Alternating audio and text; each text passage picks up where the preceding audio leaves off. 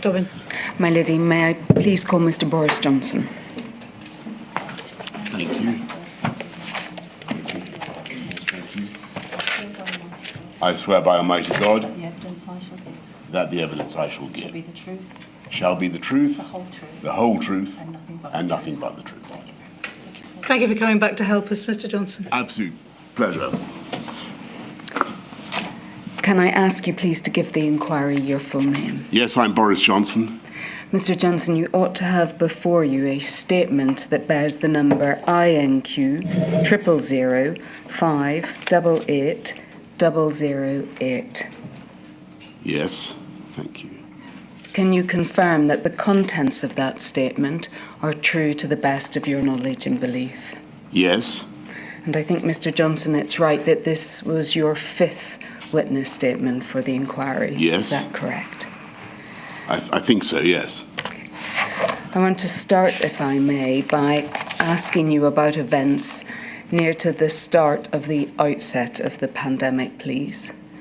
It was the evidence of Sir John Coles to this inquiry that when he read the witness statement of Sir Gavin Williamson about the preparation for school closures prior to the 18th of March, that he almost fell off his chair. What was your reaction to reading Sir Gavin Williamson's statement about that? Well, I've got every respect for Sir John Coles and his views.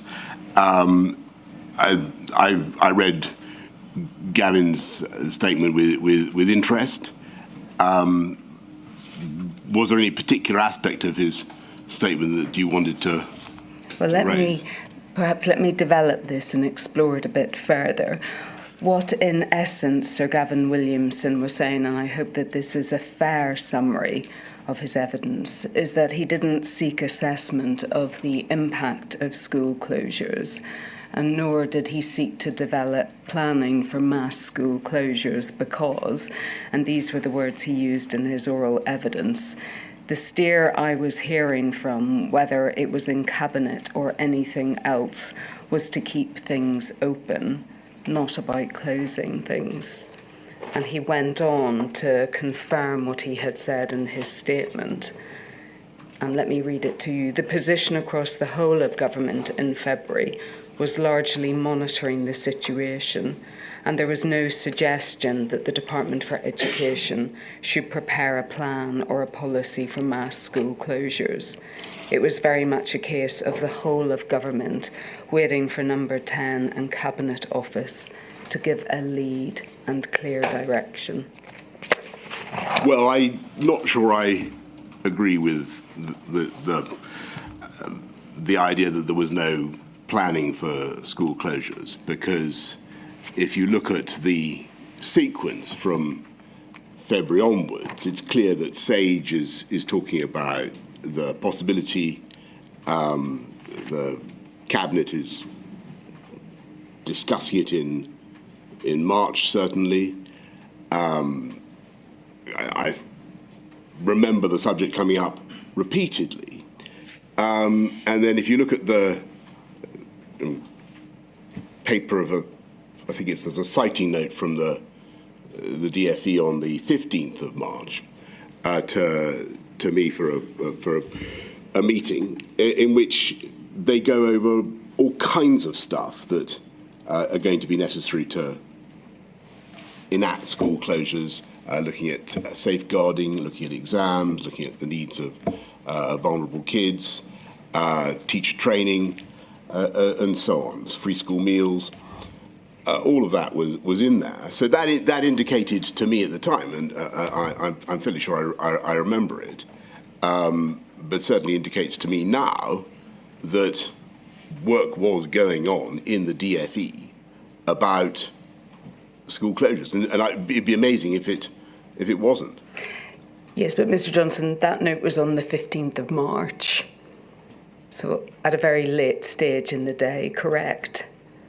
Yes. And what we're focused on is the period leading up to that and what planning was going on prior to that point, correct? Yes. I'm afraid I can't tell you very much about that, except to say that my evidence from what I saw is that the work had been going on, because there were clearly discussions that had been taking place. Could we bring up on screen, please, the witness statement of the then Permanent Secretary to the Department for Education, Mr. Jonathan Slater, and that's INQ 000 588 040. That's page 12, paragraph 5.9. Because Mr. Johnson, he says in terms, and we can read it here, equally, it would have been much better if Department for Education had been invited to start developing contingency arrangements for closing education settings at an earlier stage in the pandemic, given that no contingency plan had been prepared beforehand. But as can be seen from the fact that the first request we received was on the 17th of March, the government was determined right up to the last minute to keep education settings open. Mr. Johnson, that's the Permanent Secretary to the Department for Education saying that there was no contingency plan prior to that point.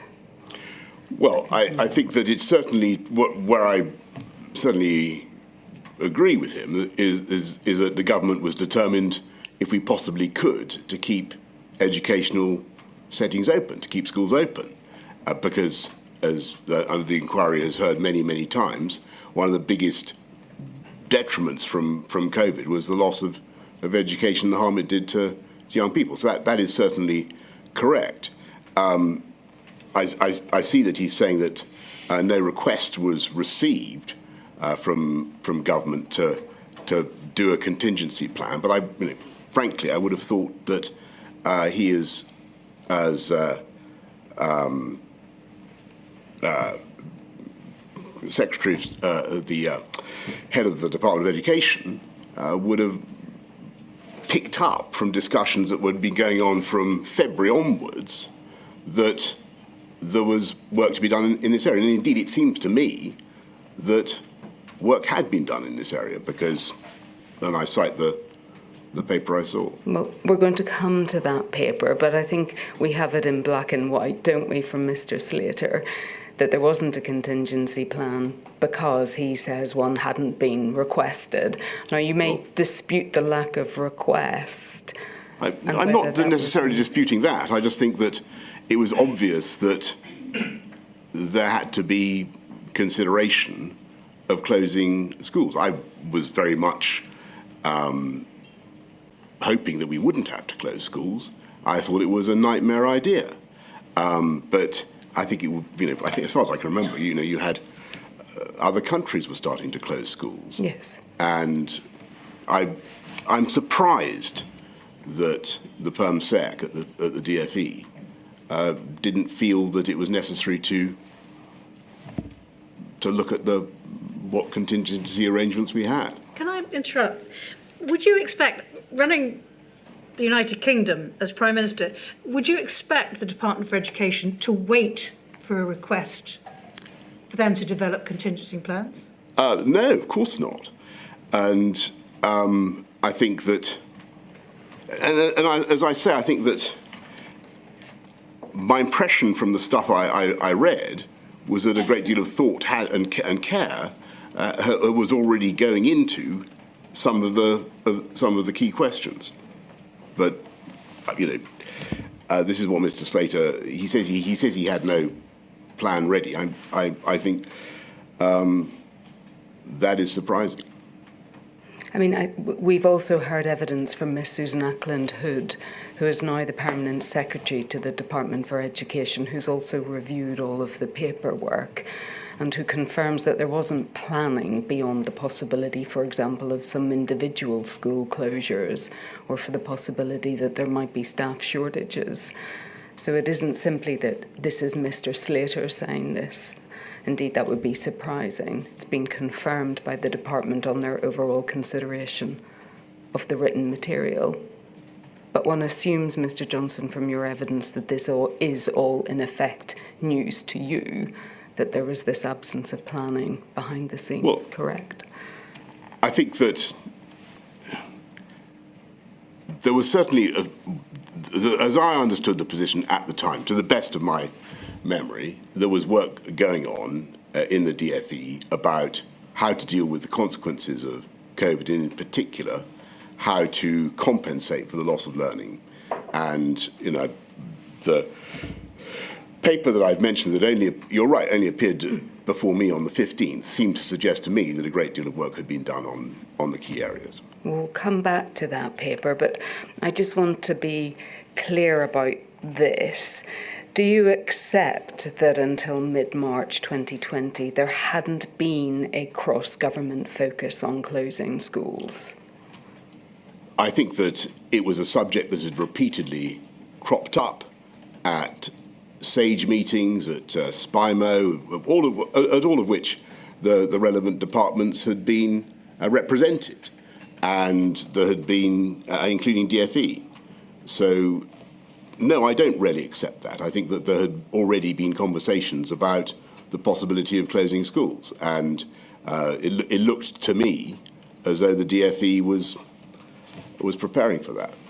And I think that's right in terms of what you've said on your witness statement, and perhaps if we could bring that up, please, in terms of what you say at your paragraph 5.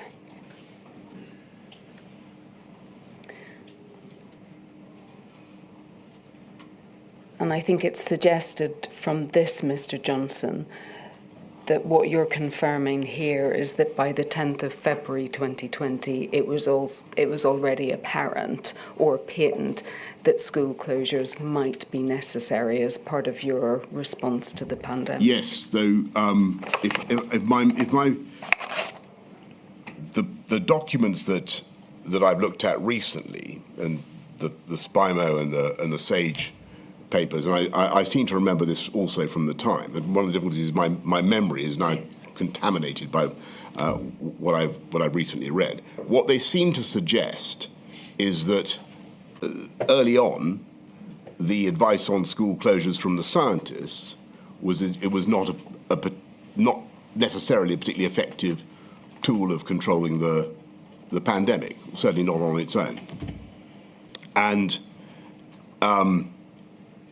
that clearly changed as we got closer to the decision, and the key weekend was March the 14th when all that changed. Turn to that, but do you accept, and the inquiry has been through the scientific advice that was provided from the 4th of February, that from the 4th of February onwards it was being advised by SAGE that school closures were at least in contemplation as a absolutely. possible? Yes. And do you accept that given all of that advice from February, and notwithstanding that it was not the decision anyone had wanted to make, that there had to be planning for the possible eventuality of school closures because the implications were enormous? And what I'm trying to say to you is that I believe that there was such planning. What I don't think, and clearly from what Mrs. Ackland Hood and what Mr. Slater have said, they don't feel that there was a fully worked up plan for how to deal with everything. I can't tell you now why that was the case, but I can offer at the time, don't forget that we didn't know the effect this disease had on kids. We didn't know much about the transmissibility of the disease. There were all sorts of things that were simply unknown and difficult to plan for, and the thing was moving very fast. And from the point of view of Number 10, we were focused very much on trying to trying to avoid an appalling public health crisis. And we were focused on getting enough ventilators, on getting enough PPE, trying to avoid a significant number of casualties. And I think it's important for the inquiry to remember that at the time that the school closures were first mentioned, they were seen as something you'd put in at the peak of the pandemic. And we didn't think we were yet at the peak of the pandemic, if you see what I mean. And I just want to come back, just sticking for a moment on when you your understanding as to the position about school closures and when they were being posited. If we go to paragraph 20, please, on page 7 of your statement. And again, you say here the issue of school closures was on the government's agenda as soon as it became clear how dangerous COVID was. I think that DFE and Gavin were aware that we were considering mass school closures of schools from very early on. Thank you. That can come down. I think that's right. School closures were clearly going to be part of the panoply of things that we might be able to do to defeat COVID. I wanted to keep it to the very, very last. It was something that I thought was a terrible thing to do, and it would have awful consequences for young people, particularly those who were least able to cope. So, although there was consideration of school closures, and the idea was being discussed, and as I say, I think I can see evidence that this was going on in the DFE at the time. As a worked up policy and plan, we thought it was premature. We didn't think it was. I didn't think it was something we were going to have to implement as fast as we did, if at all. We'll come to the timing of it, but just staying with the potential the implications of school closures, you say at paragraph 21 of your statement that you knew when you made the decision to close schools on the 18th of March that the consequences would be devastating for all children, but worse for vulnerable children, correct? Yes. And I think if we can go to the document that you've mentioned, this document of the 15th of March.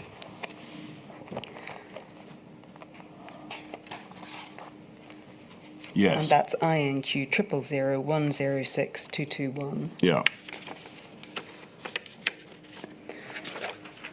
That set out, didn't it, in headline form, Mr. Johnson, what the implications of the closure of schools would be.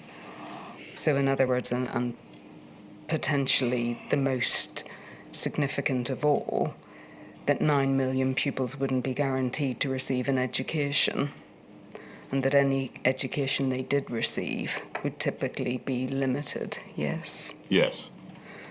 That 1.3 million of the poorest children wouldn't receive their free school meal. That remote learning would not work for all, that schools' ability to provide it was hugely variable, and many children didn't have access to the relevant kit, and many children didn't live in adequate home circumstances or environments, and didn't have Wi-Fi. And if we drop down perhaps to the last bullet, that vulnerable children are much safer in school than out, and here pointing to the 400,000 children who had a social worker who might be at risk, and it says here from inadequate parenting, witnessing domestic violence, particularly if families are also facing the pressure of imposed isolation. Yeah. And presumably, Mr. Johnson, you appreciated too that below that threshold of children who had a social worker, there were many other children who would be at risk as well. Absolutely. Thank you, that can come down. And do you accept that the consequences for children were so grave and so far-reaching of school closures that they were the responsibility of all of government, that it wasn't just a Department for Education responsibility? Of course. And I should say that I take, because I was saying, but as I told this inquiry before, I take full responsibility for all the decisions that we took, and all mistakes that were made were mistakes that I am accountable for and take responsibility for.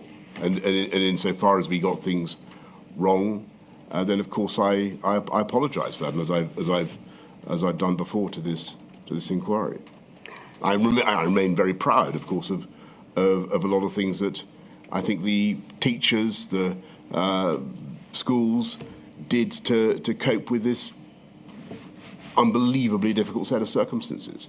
And I think that on the whole they acquitted themselves outstandingly well. Just focusing on that, on the events of the 15th, 16th and 17th of March.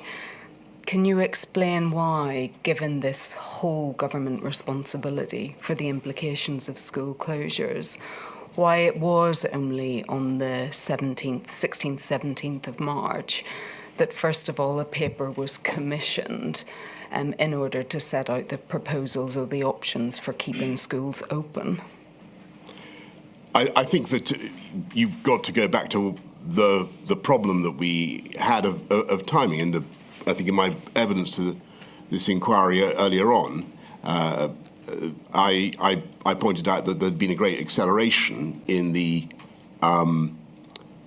understanding of the scientists about where we were on the pandemic curve. And if you remember, so to the weekend of March 14th, 15th, it becomes obvious that things have moved much faster, and school closures, which March, February 10th and so on, Sage are saying are not necessarily something we'll want to bring in. I think even on March the 5th, Chris Whitty is saying it's not something we want to do imminently.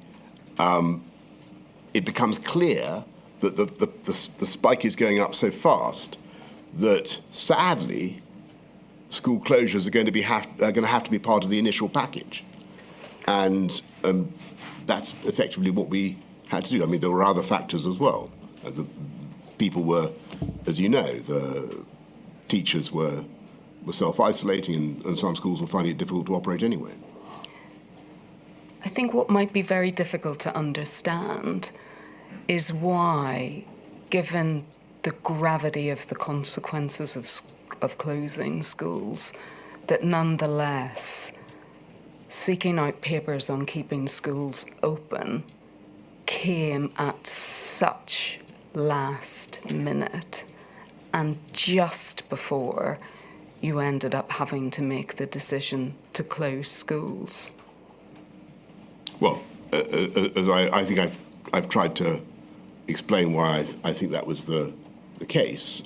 We were focused on trying to delay the peak of the pandemic, and we thought that the closure of schools, if it had to be used at all, would be a measure of last resort. And lastly, it was my impression that the work was being done, and I certainly assumed that the work was being done. I'm just focusing here on why at the centre these questions are only being asked so late in the day. So in other words, the centre is only asking for proposals to keep schools open at this very, very late stage, only to reverse the position within about 24 hours and to ask for options on closing schools. Well, I think that's entirely understandable, given the immensity of the decision and the detriments that it was likely to have. Does the fact that these questions were being asked so late in the day demonstrate that the problem and the failures of planning were systematic failures and not just failures on the part of the Department for Education? No, I don't. Well, as I say, I'm not certain that the Department for Education was quite as remiss as you've said, and I think my impression was that they'd done a lot of work.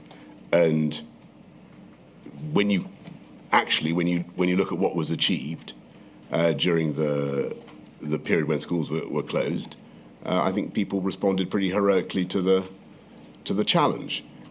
You say so late in the day, but so late in the day is, of course, a phrase that is only open, or a judgment's only open to people who are operating with hindsight. We didn't know how COVID was being transmitted.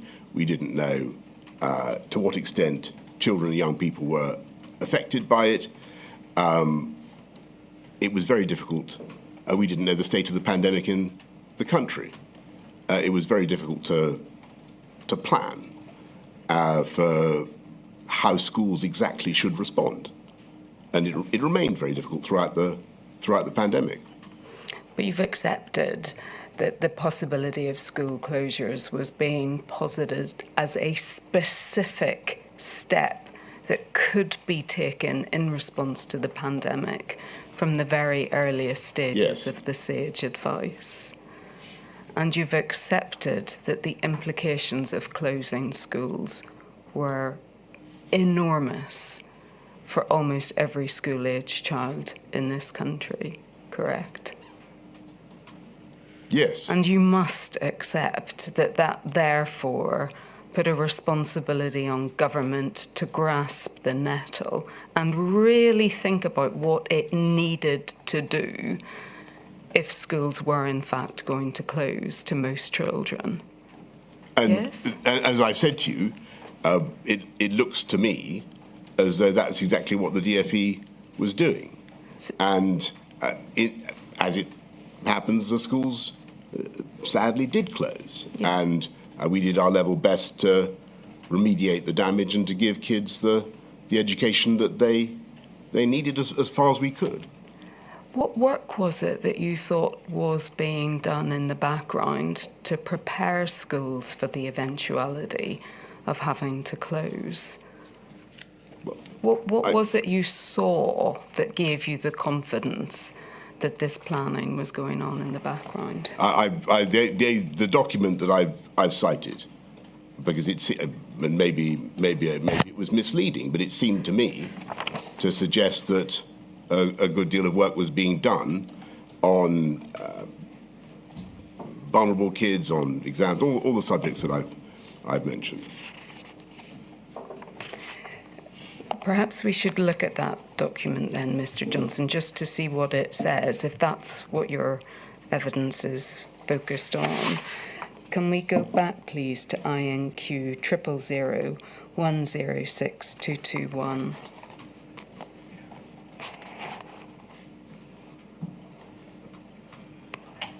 I think if we go, please, to page 3, it sets out, doesn't it, a summary of some of the DfE's current contingency planning. So it set out, I think, at the start that there is some scenarios for free school meals, correct? Yes. On remote learning, if we drop down, please. We intend this week to publish guidance on the steps that schools should now be taking. Correct? Yes. So you must have appreciated that prior to this point, there hadn't even been guidance sent to schools in order to assist them. I do, but I think also the inquiry will appreciate that we hadn't had a pandemic like this for a very long time. Yes. The eventuality of closing schools was one that we regarded with horror, and one that we didn't think we would have to resort to until the peak of the pandemic. Well, I think, Mr. Johnson, that's understood that closing schools would be a terrible decision, but it was because the consequences were so profound that it needed to be properly planned for, yes? I think, of course, and if you look at the document that we're studying, it's clear that they're going through various scenarios to deal with most of the problems that you can think of. They've got 3 scenarios being developed for exams within Ofqual. They're publishing guidance on remote learning.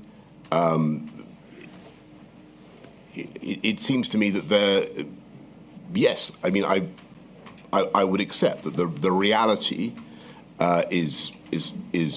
was slow to dawn on government generally about the full horror of COVID, but that's something that we've been around many times. I think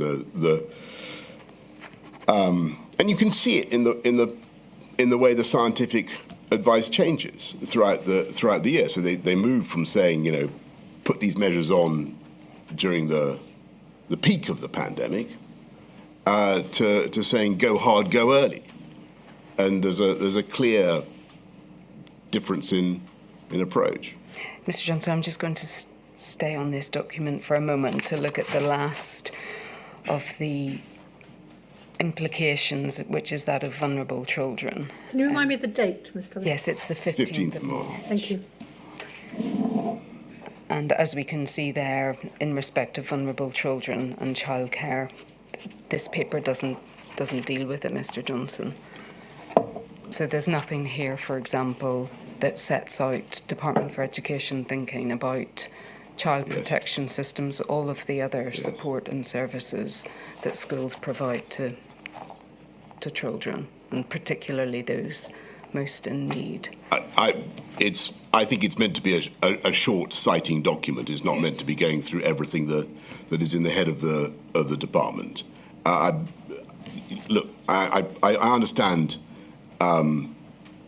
the criticism that we should have planned better for school closures and we should have alerted schools earlier to the possibility of school closures and spelt out in more detail what might happen in the context of school closures. All I can say to you is that is to imagine a much greater state of knowledge about COVID and what was likely to happen than we actually had at the time, and in particular, a greater state of knowledge about the speed with which the disease was progressing. And I go back to the. I mean, yes, I think it's a fair point that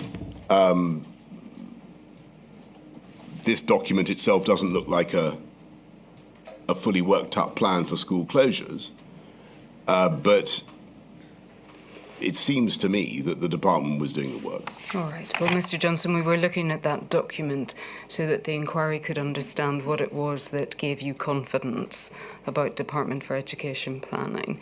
But I think you're clear that this is the sole basis for that confidence, correct? Well, there were plenty of other meetings and discussions in which DFE officials were involved, when it was obvious, as you've said, that school closures were coming down the agenda. And it was always obvious to me that this was going to be one of the things we would have to consider. I'm going to move on, if I may, to ask about the 16th and 17th of March, and specifically the evidence that was given by Sir Gavin Williamson in his witness statement, which you've seen and which he confirmed in oral evidence, that there was this discombobulating sea change, to which I've already alluded to, between the 16th and 17th of March, whereby the government's direction went from keeping schools open to overnight to keeping schools closed. Do you agree with his evidence that it was a discombobulating sea change? Well, obviously I can't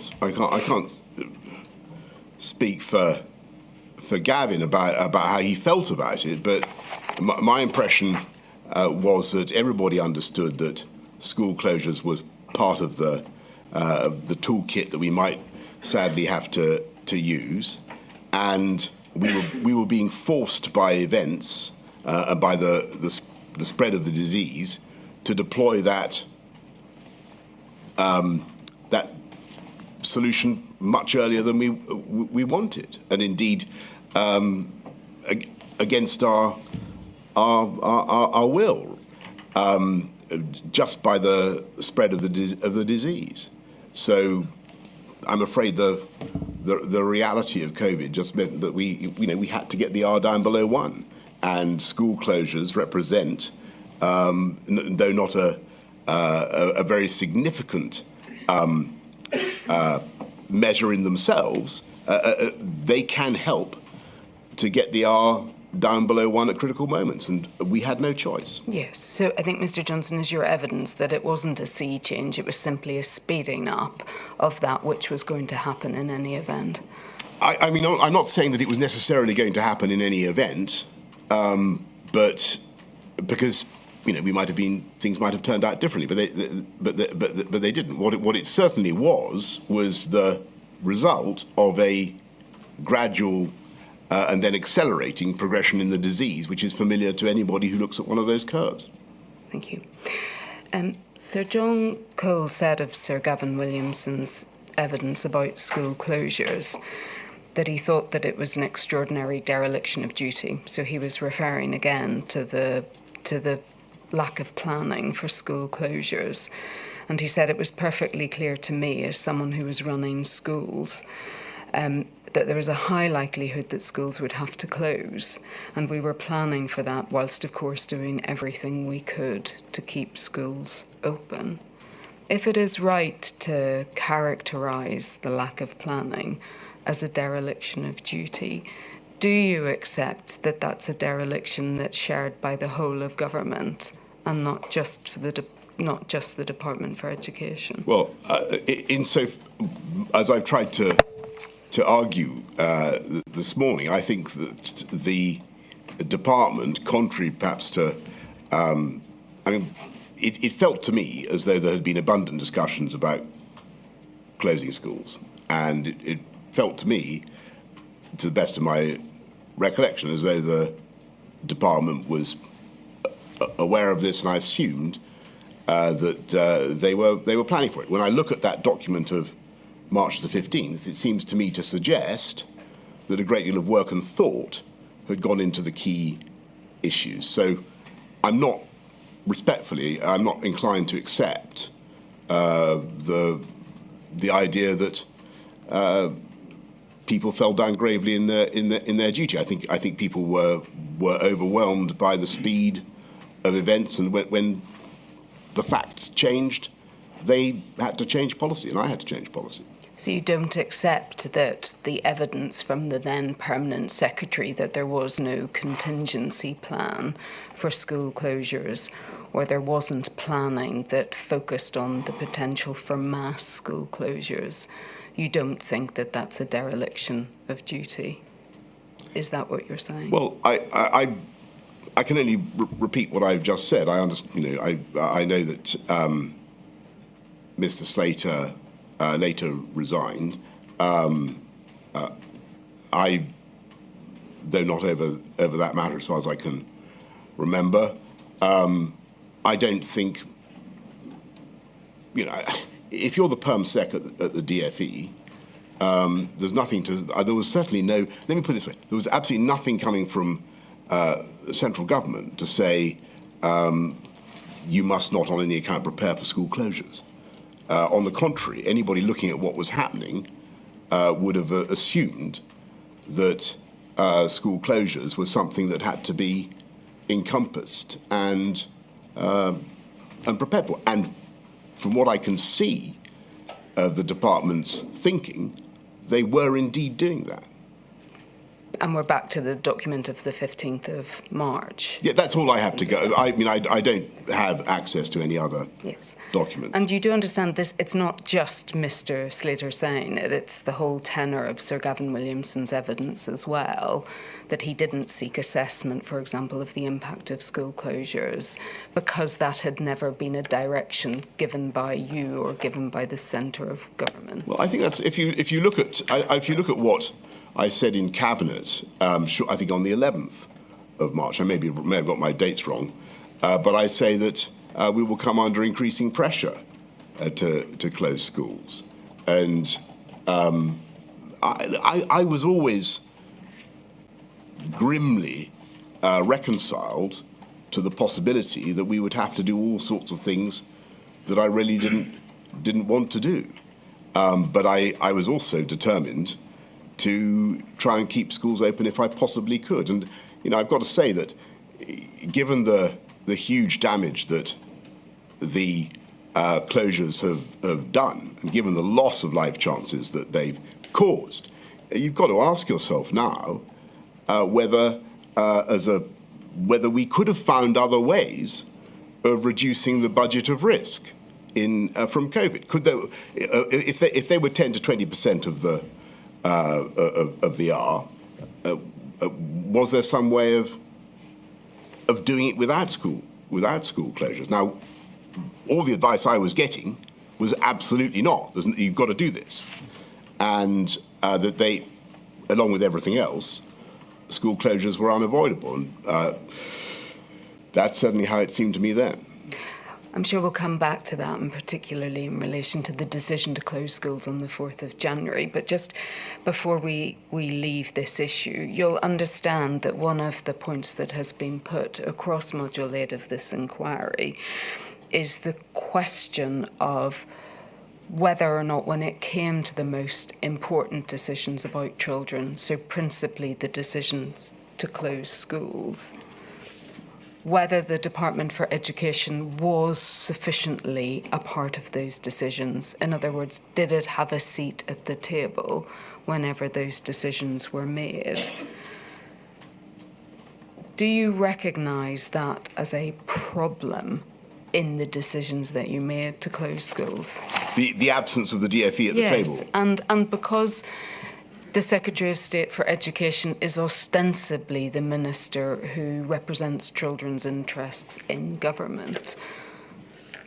Well, at this distance in time, I'm afraid I don't remember any sense then that the DFE was absent. I think that they would have been involved in... the papers I've seen certainly suggest that the DFE was at all the relevant discussions about the possibility of school closures. I think we'll come and maybe look at this a bit more closely when we look at the 4th of January, but I think the general point that's being made is that when it came to the ultimate decision whether to close schools, on the two occasions that arose on the 18th of March and the 4th of January, they didn't, as it were, have a seat at the table at that point, and therefore weren't able to represent the interests of children in the way that they would if they were present.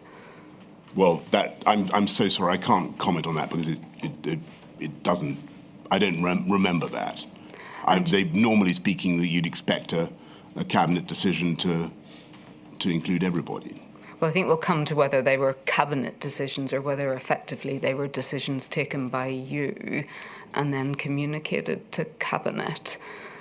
But if I can, I think it goes to a broader question yes. of whether children's interests were sufficiently well represented when you made those decisions. And whether you have any reflection on that now as to whether you think that's the case. Well, I had a personal horror, as I've said, of closing schools. I thought it was a nightmare thing to do, and I thought it would do a lot of damage to people who would find it, to the life chances of people who would find it most difficult to bounce back and to cope. And so a lot of the focus of what I tried to do was to try and remediate that. I know you want to ask about that later, but to try to compensate for what we'd sadly had to do, because it felt to me as though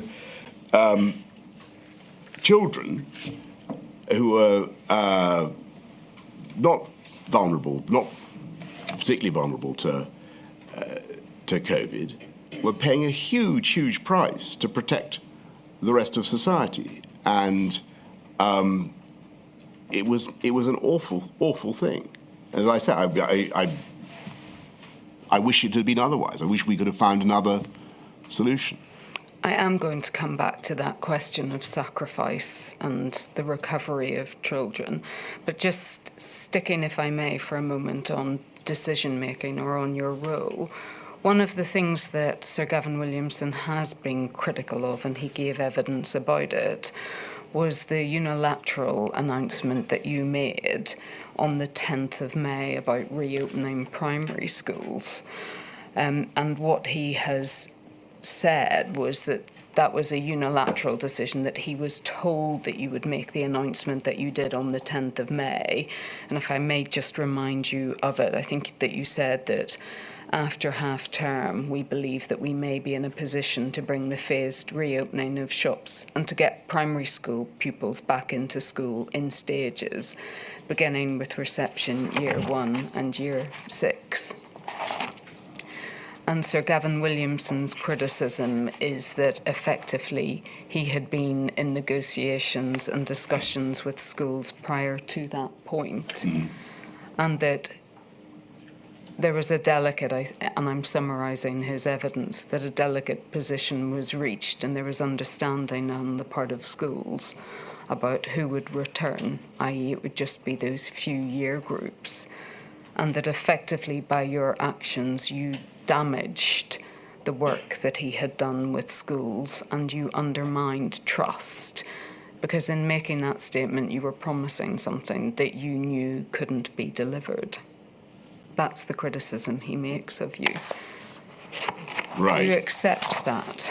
Well, I'm afraid I don't remember the details of that. Though it seems a bit paradoxical to be criticised both for wanting to close schools and for wanting to get them open. I would say that it was right, given where we were, in May. We'd been through a lot. It was clear that the R was coming down. We were going to be in a position to go through the stages of the roadmap to open up the country a bit, if not entirely. And I thought it was right to go ahead with getting kids back into school. And we did it to some extent. I think there were only some classes got back in.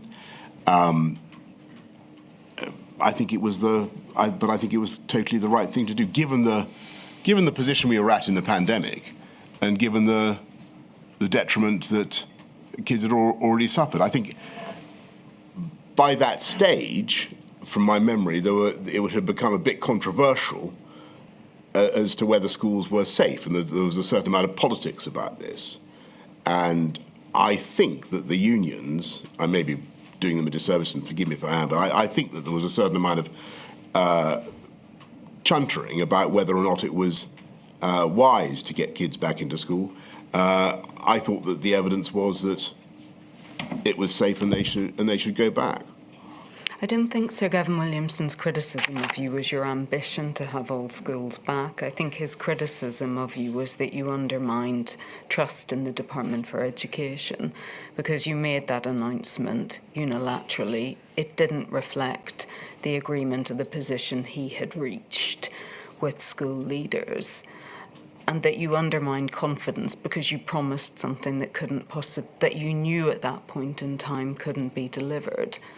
Right. It couldn't be delivered. What was that? That because of the requirements of social distancing, this is what Gavin Williamson has said, that because of the requirements of social distancing, that what you were saying, in other words, flagging to parents and families that all children could go back, wasn't something that could be achieved, and you knew that. Forgive me, but my memory of it is that we only got certain classes back. Yes, but you had announced on the 10th of May, that's his criticism, that, and I put it to you, you said, we believe we may be in a position to begin the phased reopening of shops and get primary schools back into schools in stages, beginning with reception year 1 and year 6. But that seems to me what we did. You certainly got those years back. His criticism of you is the appearance that was given at that time that it would be possible to get all school children back, beginning with those years. Just listening to what you've just read out, with great respect, sounds to me eerily like what we did and what Gavin had been negotiating with the teachers and the unions. So I'm not quite certain what this... Well, it's his criticism, Mr. Oh, right. Well, I don't know. It's his criticism then... that you undermined confidence, because you gave the impression and you flagged to families that children would be going back to primary school in all years when that wasn't possible. But that's what he's criticising. That's not what you've just read out, though, because if I understood what you've just read out, and my memory of it is that there was going to be a staged process where we would get certain years back in advance of others. So I'm a bit at a loss as to... I think your point is, Mr. Johnson, that you don't see that there was sufficient difference in what you announced to what Sir Gavin had been promising. Is that right? It sounds to me that what I announced is what we did, and indeed what was common sense, and what needed to be done. If it was the case that there was a negotiation going on between the DFE and the unions, which was going to preclude the possibility of kids going back, then clearly I was at variance with the DFE. But that would surprise me. I'll move on, if I may, Mr. Johnson, to the next issue, which is that of assessment in the summer of 2020. Yes. Did you recognise that what happened in the summer of 2020 in terms of the assessment of children who were doing their GCSEs and A-levels was really damaging to those children in light of everything that they had already been through? So I thought the whole business of Yes. scrapping exams was damaging, and it must have been bitterly disappointing to students who'd prepared and worked very, very hard. I didn't want to do it, and it was the logical concomitant of closing schools. So on March the 18th, it was part of the package, and we had no way around it. Certainly that's my memory of the way it went. I did think, is there some way we could keep exams alive? But we couldn't, and so we had to find a way of adjudicating on the academic achievement of the kids that didn't involve an exam. And Ofqual came up with this system. I was not expert enough to comment on it, on whether it was viable or not, but plainly it let down a lot of kids whose grades didn't reflect their abilities and their achievements. And so to answer your question, yes, I regret very much, and amongst the things I regret and I take responsibility for, is that we got the wrong initial model for how to have a substitute exam. What I would say in our defence is it wasn't easy to come up with the right model. But you must have been concerned, Mr. Johnson, about the ministerial response to what happened after the examination results came out. Go on. Were you concerned, for example, that the Scottish exams came out a period of time beforehand, and that, for example, Sir Gavin Williamson hadn't used that period of time in order to, for example, develop a strategy or an understanding about what would happen when the results came out in England? I think that my memory of this is not perfect now, yes. But I think it became obvious to us that the algorithm had not worked, and it was producing lots of duff results. It was letting a lot of kids down, and my advice to the department, to Gavin, was just to find I said, whatever you can do that's fair to kids, we've got to go with that. In the end, the only solution was to scrap it and go back to centrally assessed grades. But and I think that was, so to answer your question, I think that was the right response. But were you not concerned about everything that happened in between that point in time? In other words, the Scottish results came out. There were a series of U-turns, weren't there, on the part of Sir Gavin Williamson before the final decision was reached, that there would be that there would be the use of centrally assessed grades, correct?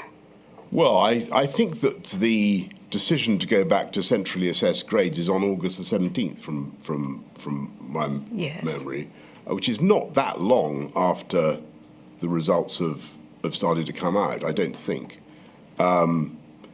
So I think there was a period, there was certainly, everybody can remember it, though, clearly it's a long time ago now, but it was a period in which a lot of young people, a lot of kids were feeling very disheartened by getting grades that they didn't feel they deserved. And it was clear from looking at the data and from looking at what their teachers had been saying about them that they were probably right. And so we had to fix it. But I'm not certain how long the interval was between us realising that and deciding to scrap it and go with the CAG. The whole thing was a disaster, wasn't it? I certainly think that if you mean was COVID a disaster, yes, and was the whole was the loss of education a disaster? Yes. Was the loss of exams a disaster? Yes. Was the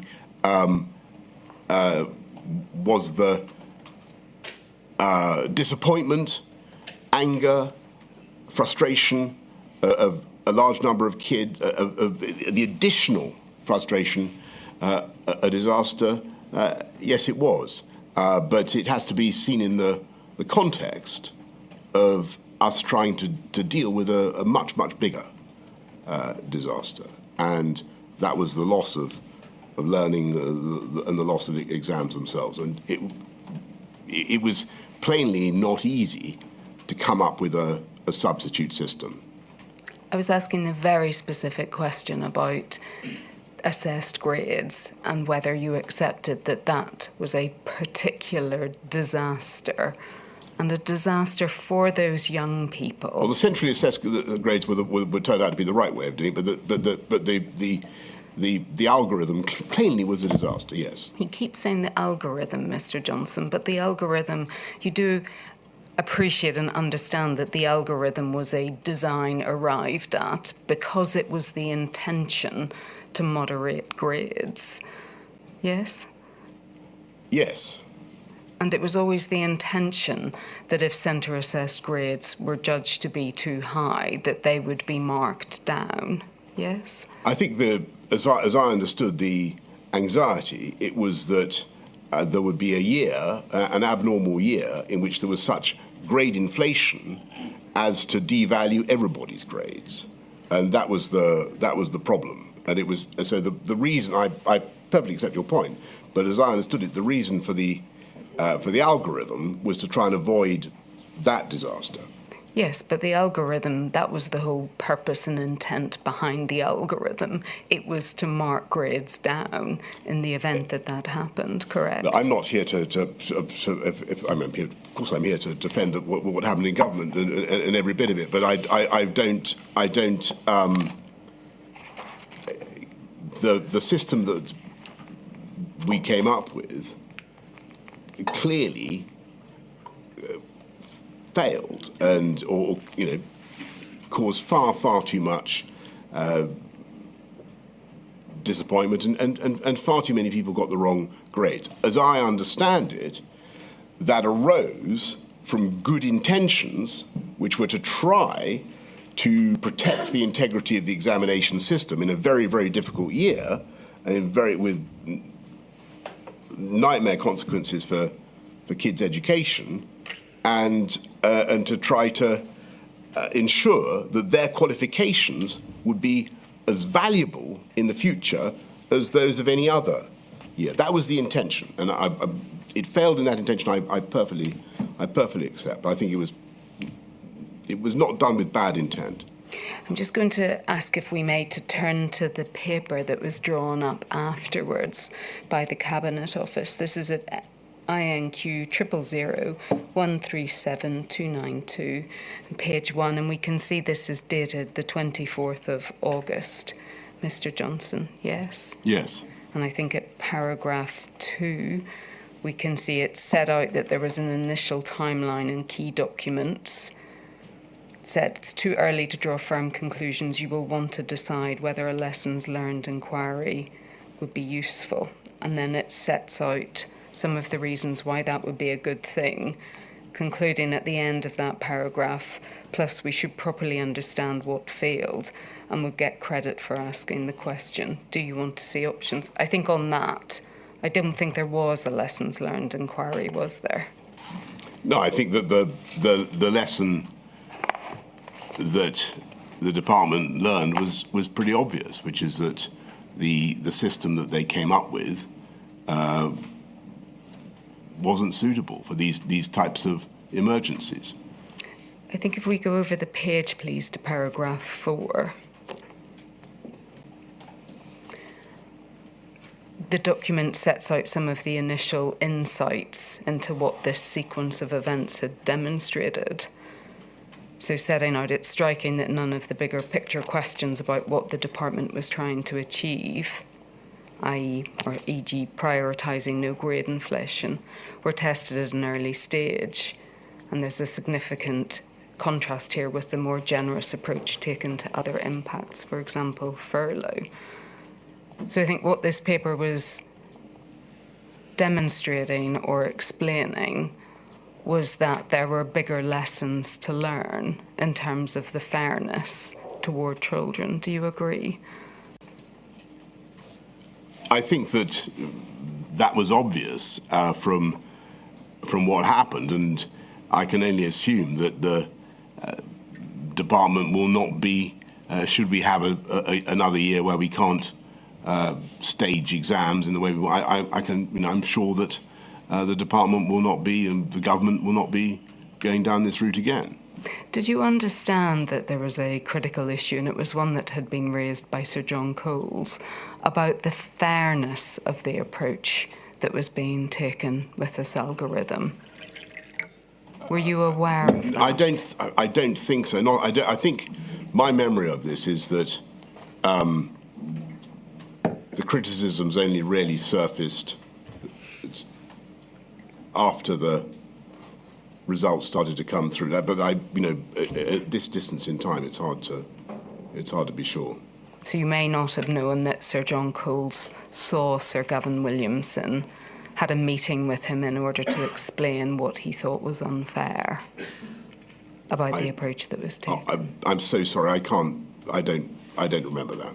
But in terms of what this paper was setting out, that it took the department a long time to accept the scale of the challenge and the impact of the pandemic and the potential problems it would cause for these students. Yes, do you accept that's what this paper is explaining? I certainly think that the impact of the pandemic was very severe, and it was a nightmare for the department to understand exactly how they were going to respond, and particularly when it came to exams. I think that Gavin were doing their best with a particular solution that was designed to prevent grade inflation. That was one objective that they had in mind. In so doing, unfortunately, they caused all sorts of other problems, and the approach had to be reversed. And it sets out, doesn't it, at the third bullet, many of the issues with the algorithm were known about and could have been corrected in advance of results day. Well, and then going on down a bit, the reasons why they were not are likely to include the department not owning this problem enough, the relationship between the department and Ofqual as independent regulator, the failure of the centre to hold the department and Ofqual to account, and the lack of technical scrutiny of the Ofqual model. It seems to me that the department has got abundant explanation for the problems of the model it chose. When you, in the aftermath of all of this, and given the consequences that the whole assessment issue had for children, you did realise, didn't you, and you did think that this raised question marks about the whole leadership of the Department for Education, that is right, isn't it? I certainly thought that the public outcry, the level of disappointment, pain on the part of individual candidates was awful, and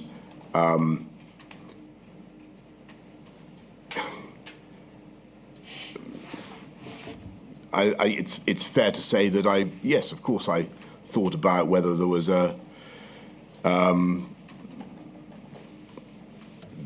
need to respond to that by changing people's jobs and so on and so forth, of course. It was really undermining of public confidence, this issue, wasn't it? I think that I can't comment on that. I don't have any evidence for that. I think that it certainly was very undermining for the confidence of kids who thought they deserved a better grade, and it was a bad system. I'm afraid that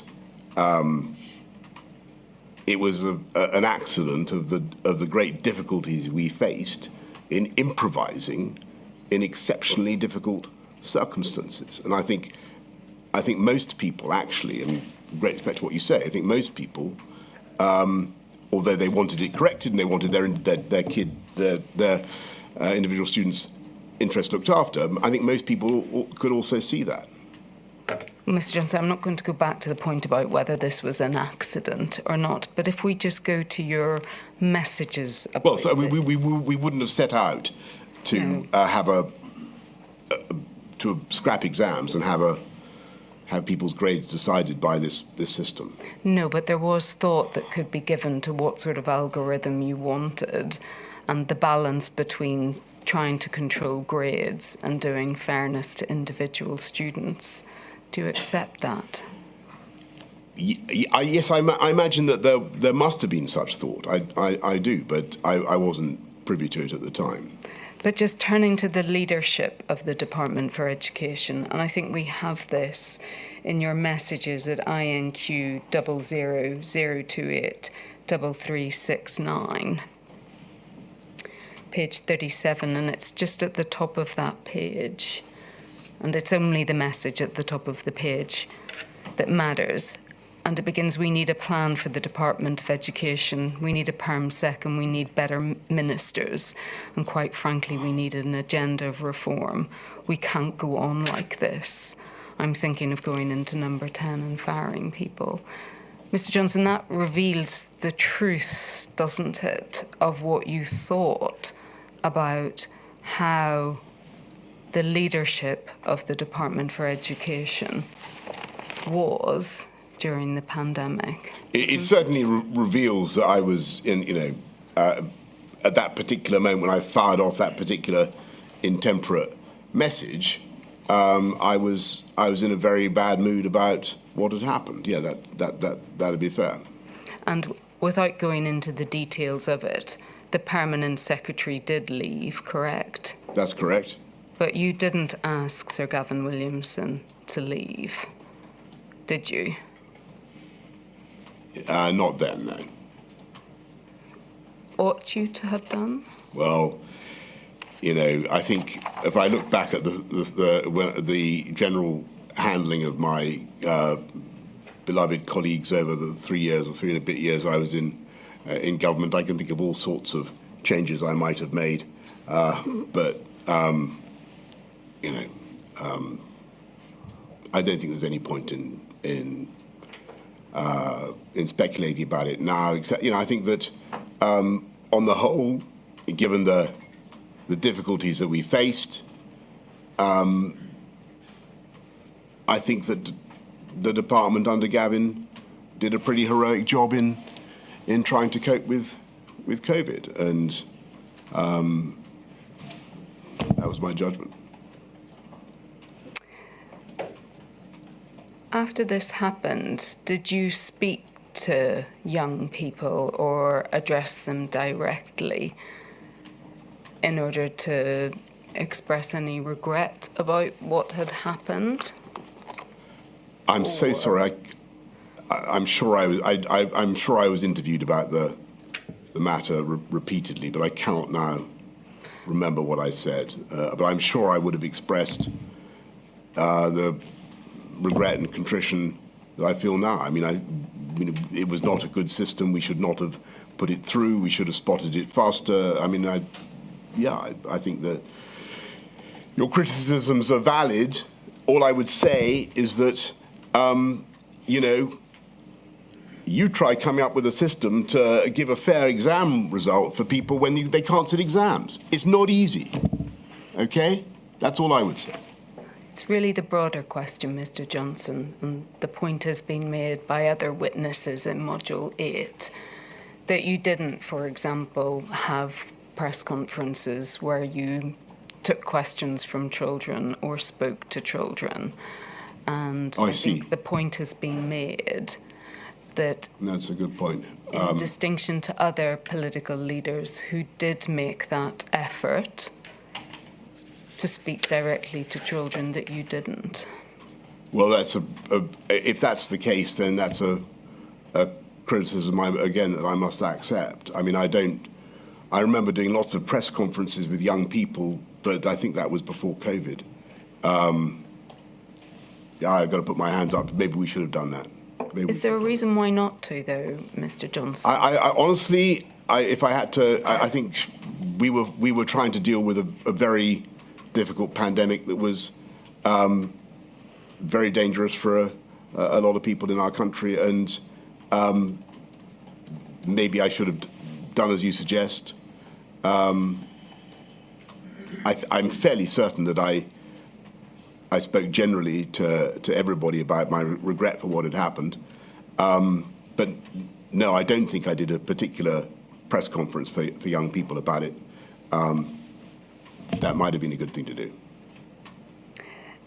At around this period of time, and when I say that, I mean the period leading up to school closure, to schools being reopened. Yes. So we're in and around the August of 2020. I don't think I need to bring you to this. It was a document that was put before Sir Gavin Williamson, but it seems that there was a deliberate tactical decision not to inform schools of the existence of a fallback plan when they were reopening. I can show you the document. Yes, I know. I think I know what you're referring to. Yes. I don't want to mislead you, but I think that the point is made about that would be made about that is that it was really unfair to schools to keep them in the dark about having a fallback plan at the time that you were asking them to reopen. I don't know. I think I can remember the document you're talking about. I don't think the intention was to keep them in the dark if it had genuinely seemed that we weren't going to be able to proceed with the roadmap and that they would have to reopen. And clearly, as soon as that had become obvious, we would have enlisted the whole sector, gone public, and got people going. I think that if you remember when the schools closed, there was a lot of fraying around the edges before the actual decision. And we've discussed already the difficulties of, you know, the period from May when we do the June the 1st partial reopenings. There was a lot of politics in all this. And my anxiety was just, I think, as far as we could, to keep it simple. And, you know, until such time as we were going to have to change tack, we should keep on the course we were on. My lady, is that an appropriate moment? Certainly, Mr. Johnson, remember we take regular breaks. By the sounds of it, you take some water as well. Thank you very much. Thank you. I shall return at 11:30. I promise you we will complete your evidence by lunchtime. Thank you. Thank you. All rise. Thank you.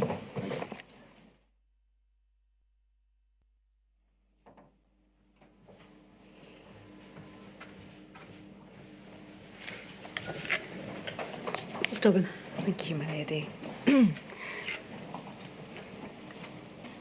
Mr. Johnson, may I turn then to a completely different subject, which is that of the closure of schools as announced on the 4th of January, Yes. 2021.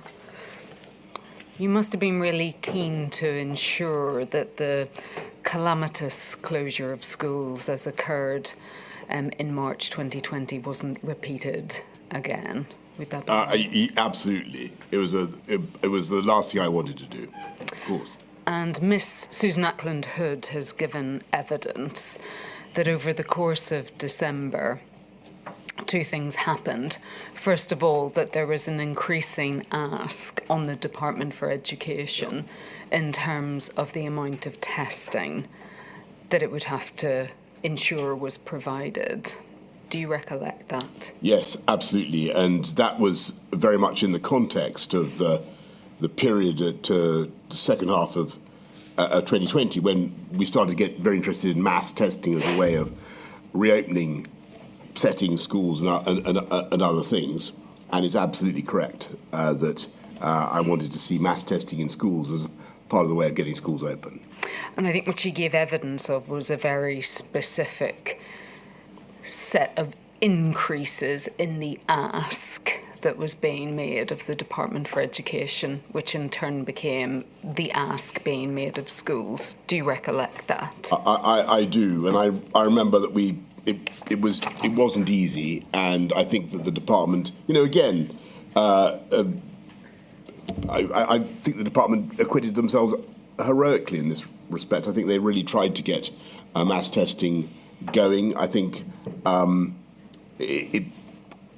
they stood up a huge amount of facilities very, very fast. But as I'm sure you're coming to, that it was just never going to be a runner because of the Alpha, the Kent variant.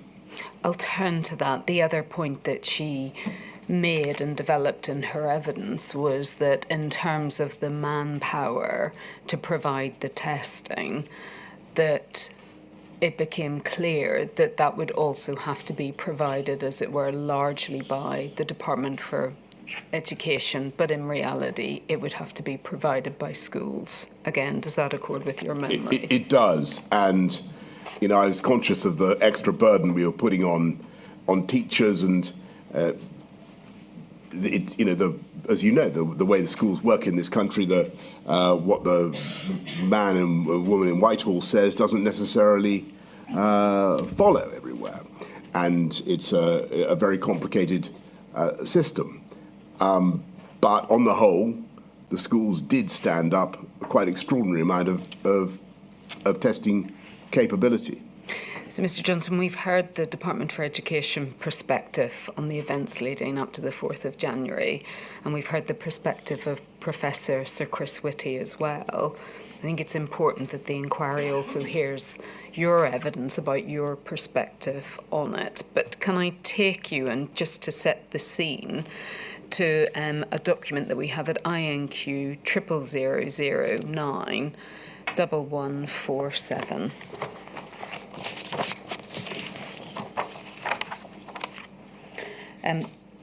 This wasn't a document addressed to you, Mr. Johnson, because it was the chair's brief for this COVID-0 meeting of the 16th of December 2020. But we can see underneath the introduction that you had given a strong steer that you would like the return to face-to-face attendance to be staggered and for testing to be used as fully as possible to support this. Yes? Yes. And if we look at the last bullet in that sequence, that we are all well aware that this is a major delivery challenge, correct? Yes.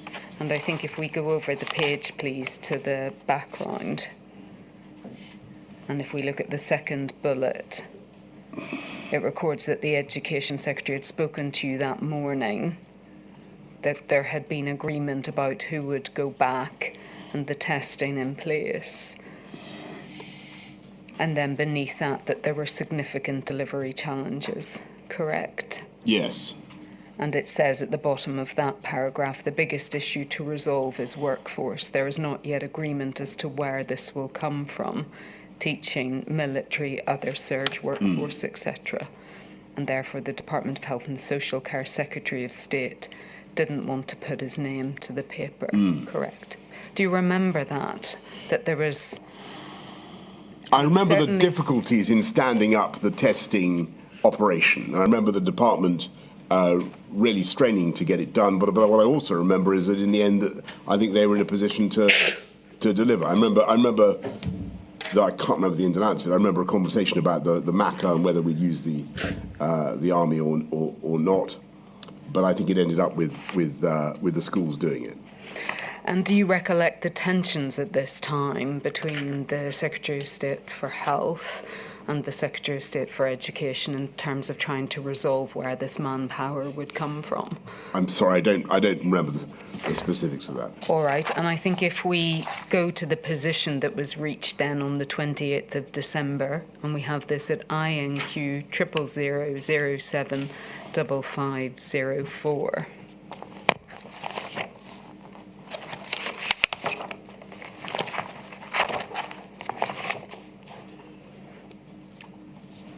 And again, Mr. Johnson, just to help with your memory of this, we can see that this is an email of the 28th of December. 28th, right.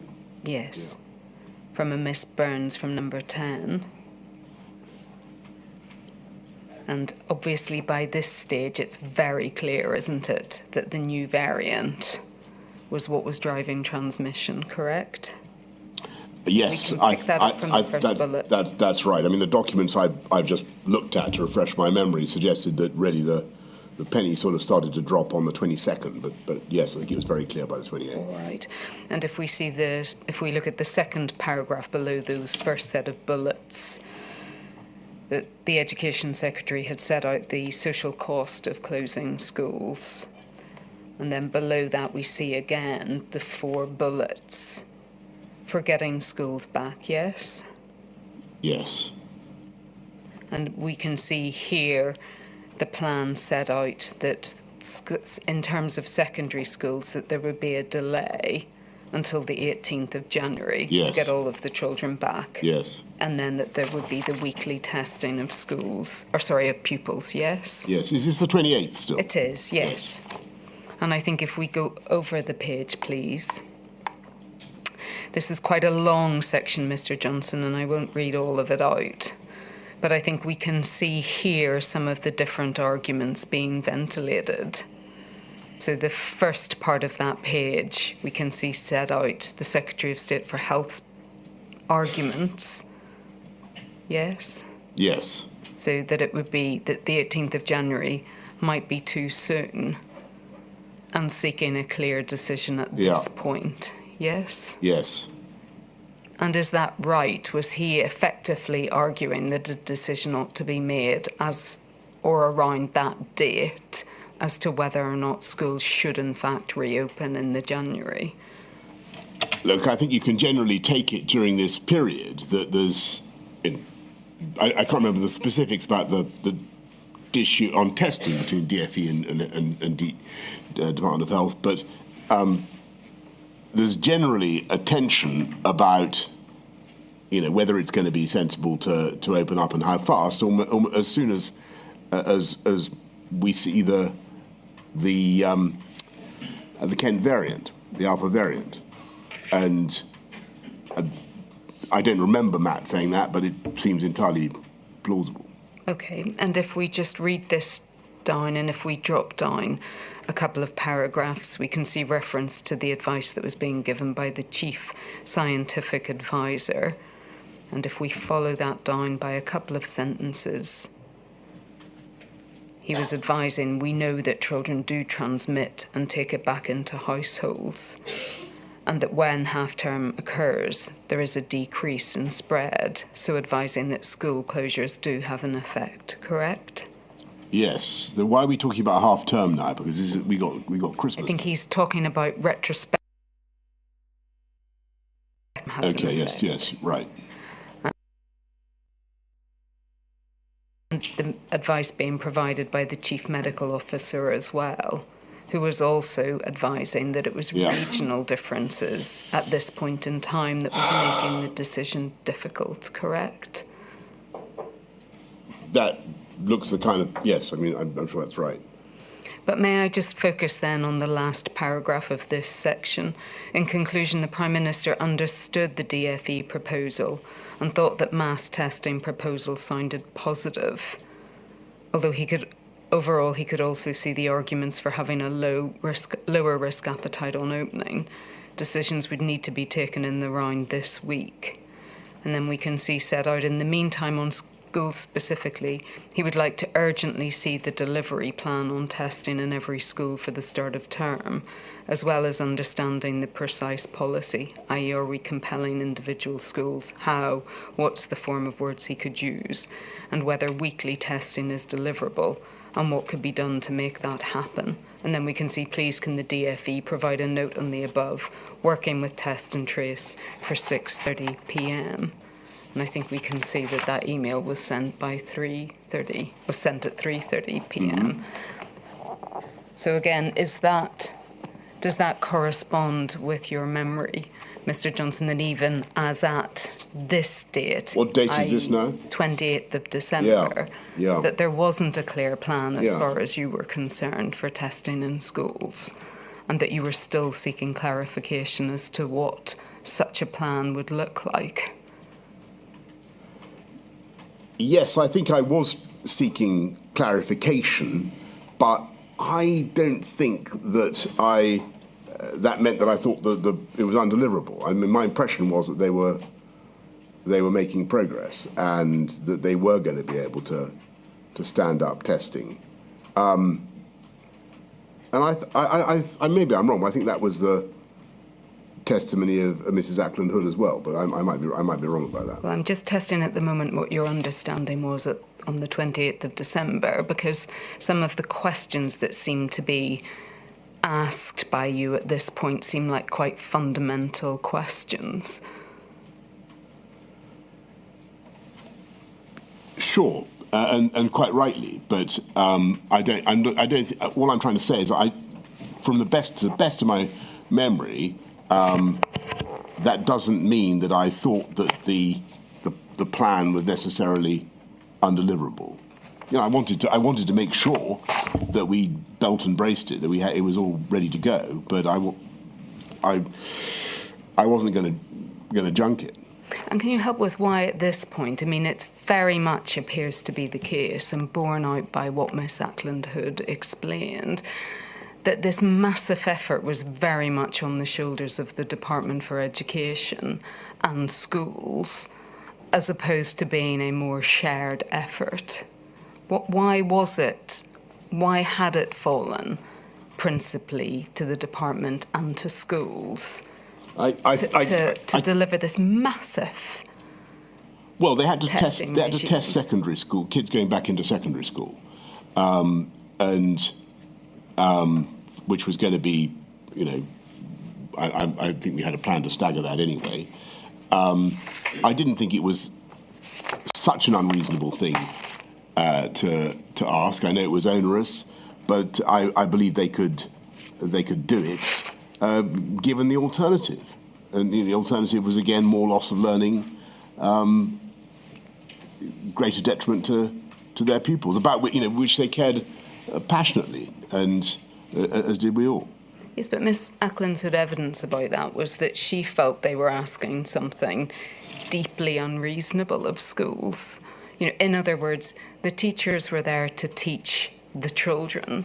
They weren't there to implement a mass testing regime in secondary schools, although her evidence is that nonetheless schools rose to the challenge. I think they did. And I think, again, it's coming back to the point, Mr. Johnson, about the importance that was attached to this or not by government in terms of getting children back to school. Well, I think huge importance was attached to it, and that's why we kept going with the policy in spite of the obvious difficulties. And if you look at we were in an environment where the numbers of cases were starting to rise quite sharply, and I also knew, of course, that we were going to have the vaccines coming down the track at some point. It seemed to me that this was, I knew it was a huge effort, but it was worth it just to get the kids back in school. And if we could use my plan was to try to use mass testing as I told the inquiry before, as a way to try to reopen society. And in the end, that didn't work, and it was superseded by the vaccines. But in the second half of 2020, that was the only shot we had. Mass testing was the only way through for the country that I could see, and so that was why it was so important. Now, on should DHSC have done it? Should the Army have done it? Should some other body have done it to relieve the pressure on teachers and schools? Very possibly. I can't. I'm afraid now go into the arguments because I simply can't at this stage recollect them. I can imagine that health and social care staff were very heavily engaged doing other things, as were the others. But I can't give you the balance of the arguments now.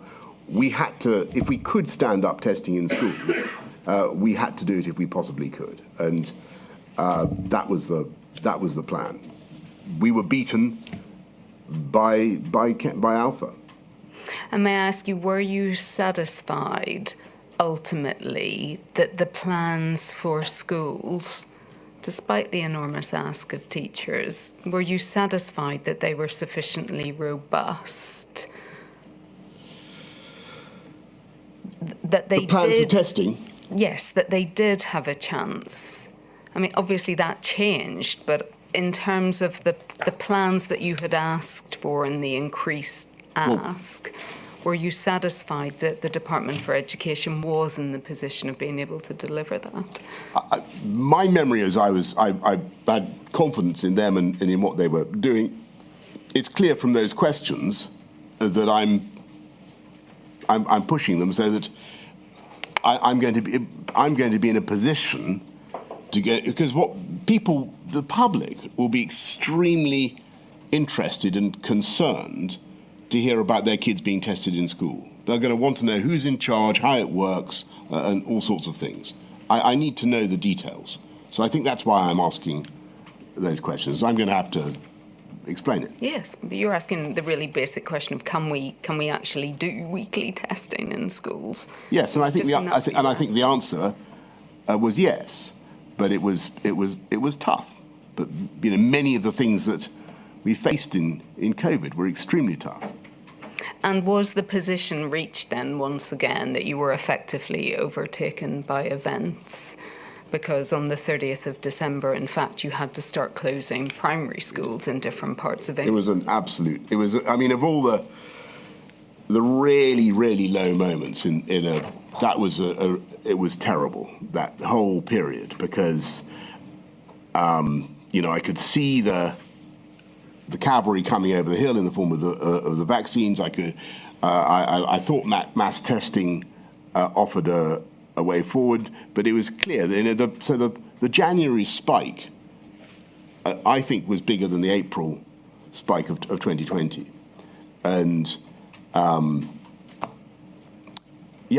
I mean that plan to open on January the 4th, staggered, was defeated by Alpha. Was it the worst of all worlds then that some primary schools around the country opened on the 4th of January only to have to close again that day because of the reversal of position? Yes, but it was, and I'm very sorry to them for their efforts that were in vain. The inquiry was asking, I'm sure you are, about were there other options we could have used then at any stage to reduce the R other than closing schools? Was that really the right tool to use? Looking back, honestly, I'm not certain, but at the time, it seemed like the only option. If the risk was, if we had another doubling, we would see a very serious number of fatalities, and then another doubling, and we had to get the R below 1. I think that's what people sometimes forget. Why something a relatively small thing like closing schools can take the speed out of the circulation, and and make all the difference. 'Cause otherwise, sorry. No, sorry, I was interrupting you. Sorry. Well, no, but otherwise mathematically, it either doubles or halves. That I certainly follow. Mr. Johnson, can I ask, why was it that the decision had to wait, so that to close had to wait? In other words, they opened, the primary schools opened 4th of January and then closed that night. Could the decision not have been taken earlier, that you were forced to close? I'm sure, look, with hindsight, my lady, of course it could have been taken earlier, and it would have looked better and have felt less bumpy to everybody had it been taken earlier. Of course, that's right. But at the time, it wasn't as obvious to me as it seems now. At the time, I was still very much divided and very, very keen, as indeed was Gavin Williamson, to see if we could keep going. Just turning to Sir Gavin Williamson, what he sets out in his witness statement, and perhaps we can just bring this up for ease. It's at INQ 000 588 024, please. Page 83. And paragraph 10.26. Just to highlight, Mr. Johnson, I think the point about how 11th hour this decision actually was. His evidence is that when he spoke to you on the morning of the 4th of January 2021, your message to him was about keeping schools open and doing everything to ensure that remained the position, and that he explained that something like 85% of schools had actually opened. So in other words, saying... looking at that, I can understand how a Secretary of State would feel frustrated. Of course, I totally understand that, and It was a very, very difficult situation, and we had to take decisions throughout the pandemic based on our best judgment of the way things were at the time, and that inevitably changed, and that was the day, sadly, when it became clear to me that we couldn't continue with a policy of opening the schools. Now, maybe it should have occurred to me, maybe I should have resolved that earlier in my mind, but that's easy to say with hindsight. I wondered if I possibly could to keep them open. If we just look, please, at what he says just after that, please, at paragraph 10.27, he says that he receives a phone call from Mr. Rosenfield at 12:30 that day to tell him that, in fact, schools would close. So I think, Mr. Johnson, to come full circle on the point that was made at the very start of your evidence, and this question of whether or not the Department for Education was at the table when some of these most significant decisions were made, I think we see here that they weren't at the table and that you told him that schools would close. That is right, isn't it? Yes, and that's absolutely right. And I think you're looking at the reality of the way things have to run in government, and particularly during a pandemic. Gavin rightly owned the interests of schools and young people. He had to promote that. I had the problem of trying to balance the interests of the entire country and every single potential COVID victim, and it was hellishly difficult. And of course, I think Gavin has said, I think my instincts were, my inclinations were very much the same as his, but in the end, we had to take the public health issue into account, and we had to put it first. I'm sorry, but we had to put it first. So if we just, in terms of going to the meeting where the decision was made, then we have that at INQ 000146739, please. And I think that we can see from the top of this that it's the 4th of January and it's the COVID-0 meeting. Is that right? It sounds right, yes. Yes, and we can see that those present are Sir Michael Gove, the Chancellor and the Secretary of State for Health and Social Care, correct? Yes. And various officials. And I Yes. think that if we go over the page then, please to page 4. And I think it's the penultimate paragraph, Mr. Johnson. We can see here the Director General for Strategy in the COVID-19 Task Force said that there were big choices for the Committee on Schools. Yes, so returning to the question of whether schools should reopen after the 18th of January, yes? That's secondary schools, correct? Yeah. Yes. And I think as well, if we look in terms of the things that were discussed during that meeting, if we look at B, for example, so in discussion, sorry, it's page 5. It sets out all of the things that were discussed. And for example, we see at B, it was always better to surprise on the upside rather than the downside.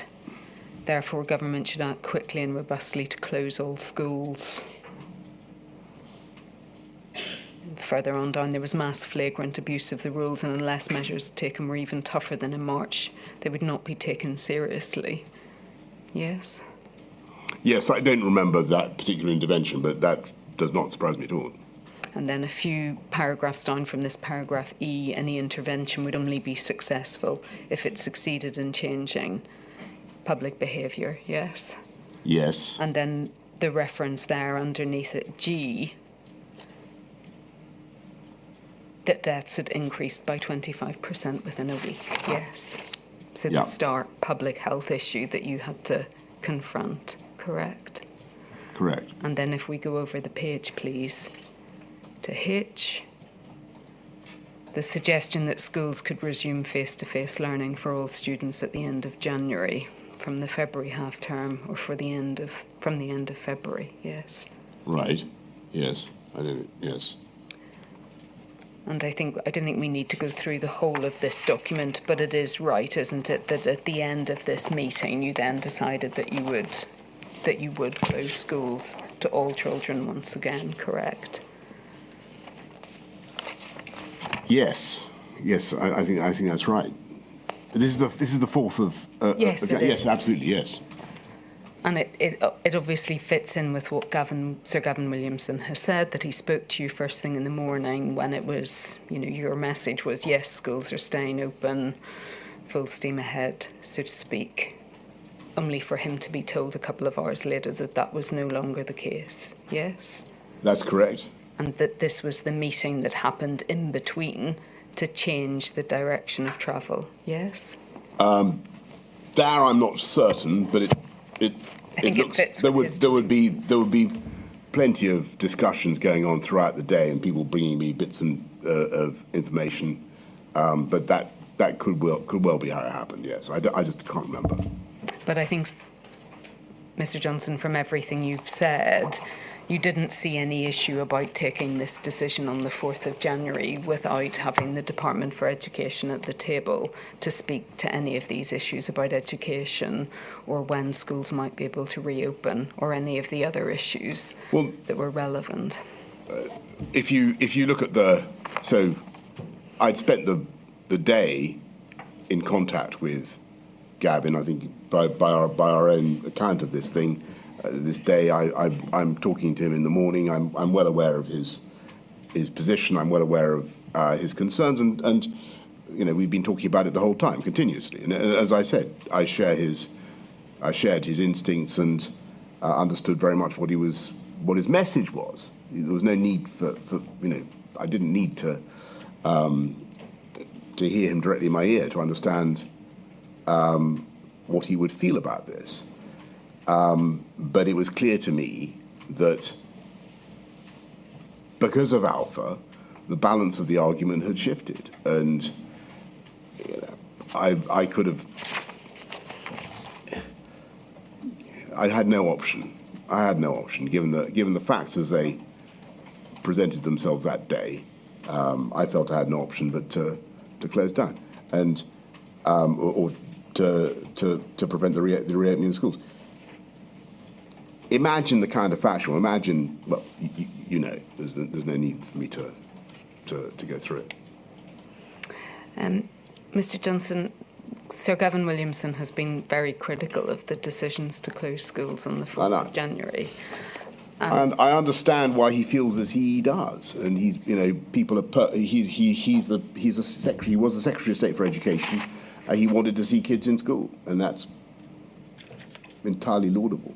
I mean, what he has said is that the decision was made, and I'm paraphrasing, but I hope accurately, that the decision was made not because it would have a significant impact on the infection rate, but more because the government had to be seen to be using all possible options to turn things around. Well, again, I respectfully disagree, because although the schools themselves might make up a small part of the budget of measures that you need to press the R, it can be critical.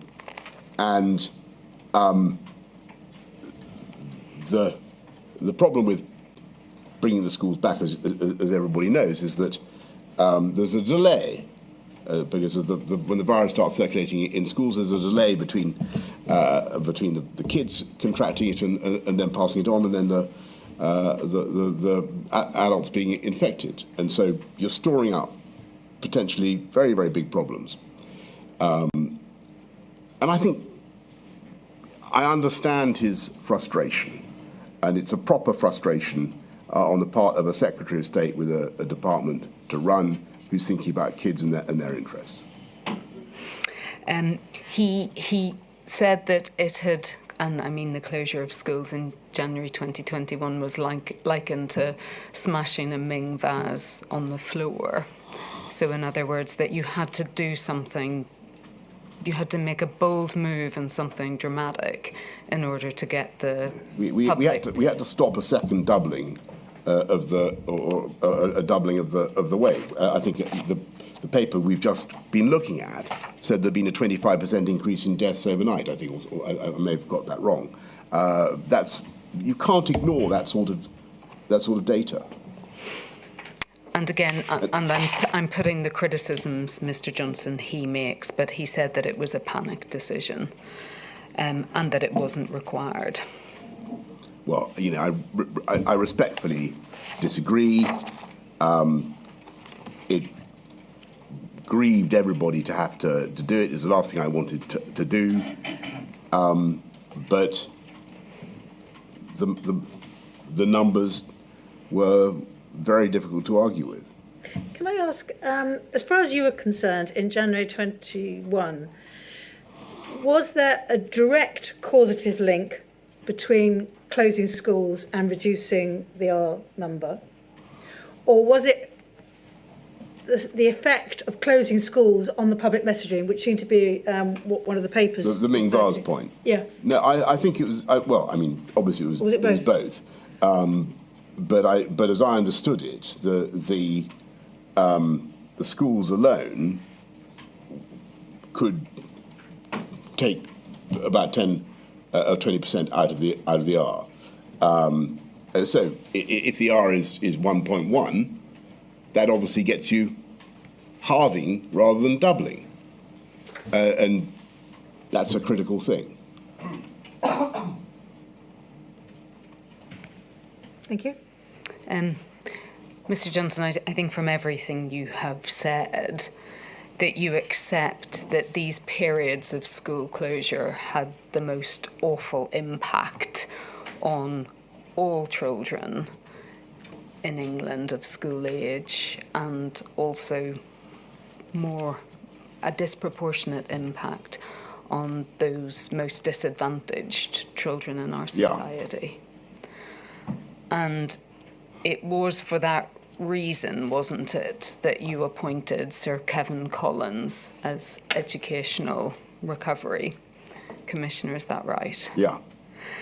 Just before we go on to his to your evidence about his appointment and his recovery plan, I just wanted to refer to an account that was given to the inquiry, and it's Every Story Matters. piece of work.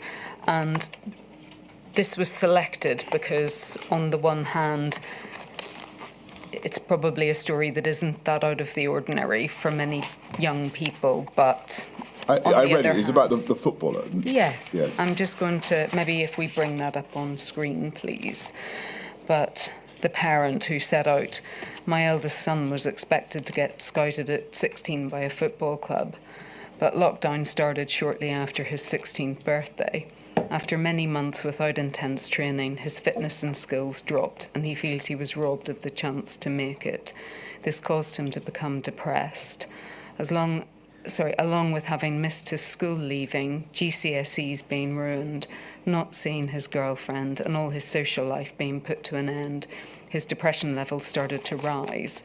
One evening in July 2020, I got a call from his friend's mum saying he was threatening to attempt suicide and had gone out at 2 a.m. to a wood. Thankfully, he had told his friend, who went out to find him, and we quickly sought mental health support privately. So there are probably many stories like that across England, but extraordinary for the family who finds themselves in that situation, yes. Terrible, yes. And the impacts, obviously, there were educational impacts, but the impacts went far, far beyond that, didn't they?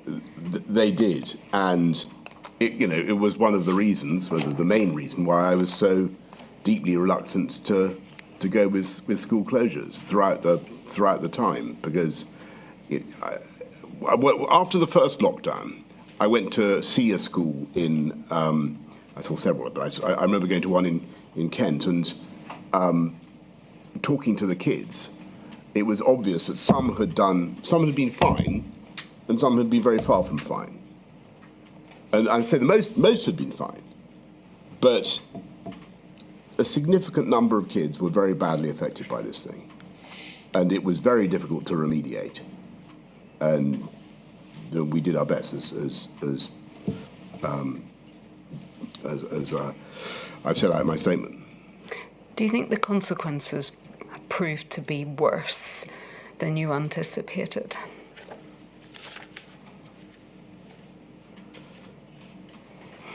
That's a good question. I think that they were certainly as bad as they were certainly on the worst end of my expectations.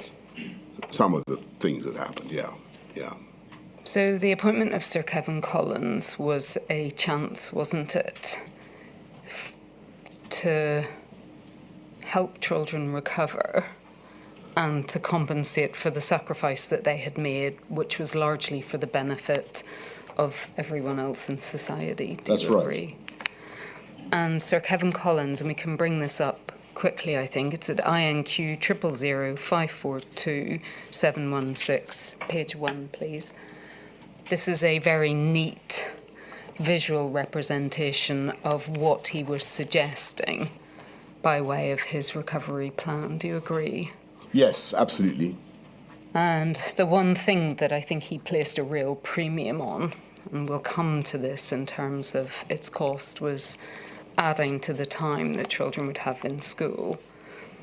Thank you, that can come down. And one of the reasons he was keen that children have time in school was because it would afford the opportunity for other enrichment activities. Correct? Absolutely. It wasn't just getting kids back to school so that they can do maths. It was about all of the other activities that help children's development. And I think we see in Sir Kevin Collins' statement, and again, if we could bring this up briefly, please, INQ 000649897. And I think we can take it, please, from page 8. Thank you. Paragraph 3.13 and 3.14. He sets out in the course of this statement, Mr. Johnson, and I know you've seen it, about the contact he kept with you in order to be able to keep you updated with the plans that he had, correct? That's right. And do you accept that one of the reasons he did that was because effectively he wanted to keep you on board with them? Yes. And thank you, that can come down. And he sets that out. Sorry, if we could keep the statement up.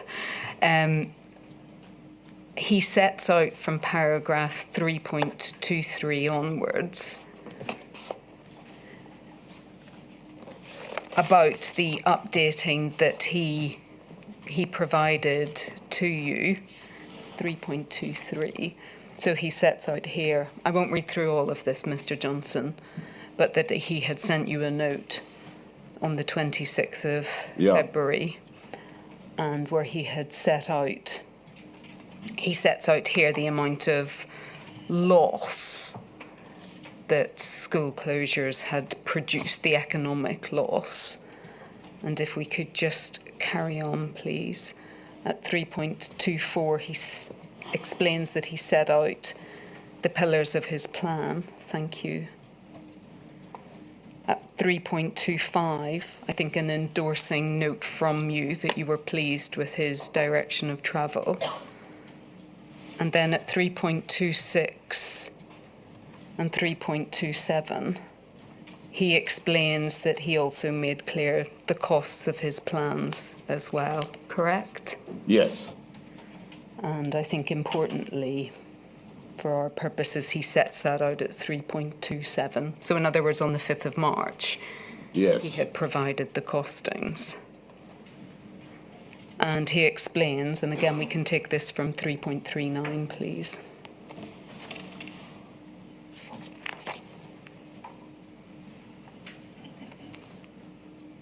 That he sent you a note on the 14th of May setting out the overall cost of his plans, correct? Yes. So the maximal cost and the least cost, and I think he sets out at 3.40 that would have come as no surprise to you.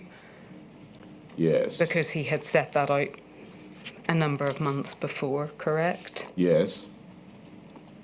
And it's right, Mr. Johnson, isn't it, that after this point, the plans were steadily whittled down? Yes, and not surprisingly, because 15.9 billion is a lot of money, but yes. Yes, well, I think the question is, why didn't you say that in the March of 2021 when he was developing those plans?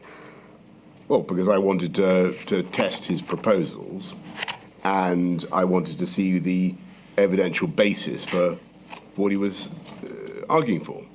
And you've made a point about timing and time in schools, and it's absolutely true that on the whole, the more time kids can spend in schools, the better it's going to be for them. And they'll, as you say, they will have opportunities to do things that will be of value. However, I think the overall cost of the time component of his proposals was the thick end of it. I mean, it was like 2/3, if not more, was the time. I may be wrong about that, but my memory was a huge amount went on that proposal alone. And when I dug into it, the evidence for the remedial benefits for individual kids who'd suffered detriment to their learning was not very strong. And that was the point that was put to me both by the department and by my officials. The department, sorry, forgive me. So I had to make a difficult choice. It's not the first time. We just spent 480 billion already on COVID. The country, even now, is struggling with a huge debt burden, which is putting up the cost of interest rates for everybody in this country. Just to throw another 10 billion on something for which the evidential basis is not very strong is not something that you should normally be doing. There was a policy in Kevin's plan, and I'm grateful to him. And I think he did it. And he was doing the right thing by his profession and by his beliefs in trying to get the maximum money out of government, out of me. What he did was entirely reasonable. But my job was to try and sort out what was really practical and sensible from what was going to be very difficult in a very tough fiscal environment. And so I thought that the direct targeted teaching to try to help individuals who had fallen behind sounded like a much better use of public money. And that was what we went for. And we spent very considerable sums on that. And I think it was the right thing to do on the whole, the tutoring programme. I still think it's the right thing to do. I mean, what he was setting out to you over the course of months was his rationale as to why he put a premium on time and why he thought it was so important that children had that extra time in school, including so that they could do enrichment activities. Yeah, I understand. In other that. words, the longer I school understand day. that completely, but it just didn't cohere with other advice I was being given about the benefits of the three offers. If we just look at his resignation letter, which is at INQ 000 542974.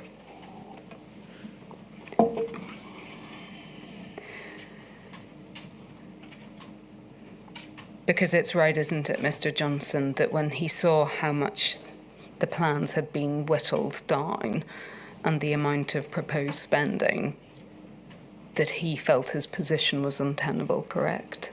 Well, to be fair to Kevin, he'd done his job. You might say his position was untenable, but he was functus officio, as they say. He'd done it. He produced his report, and it was very, very good. But clearly, he was aiming very high.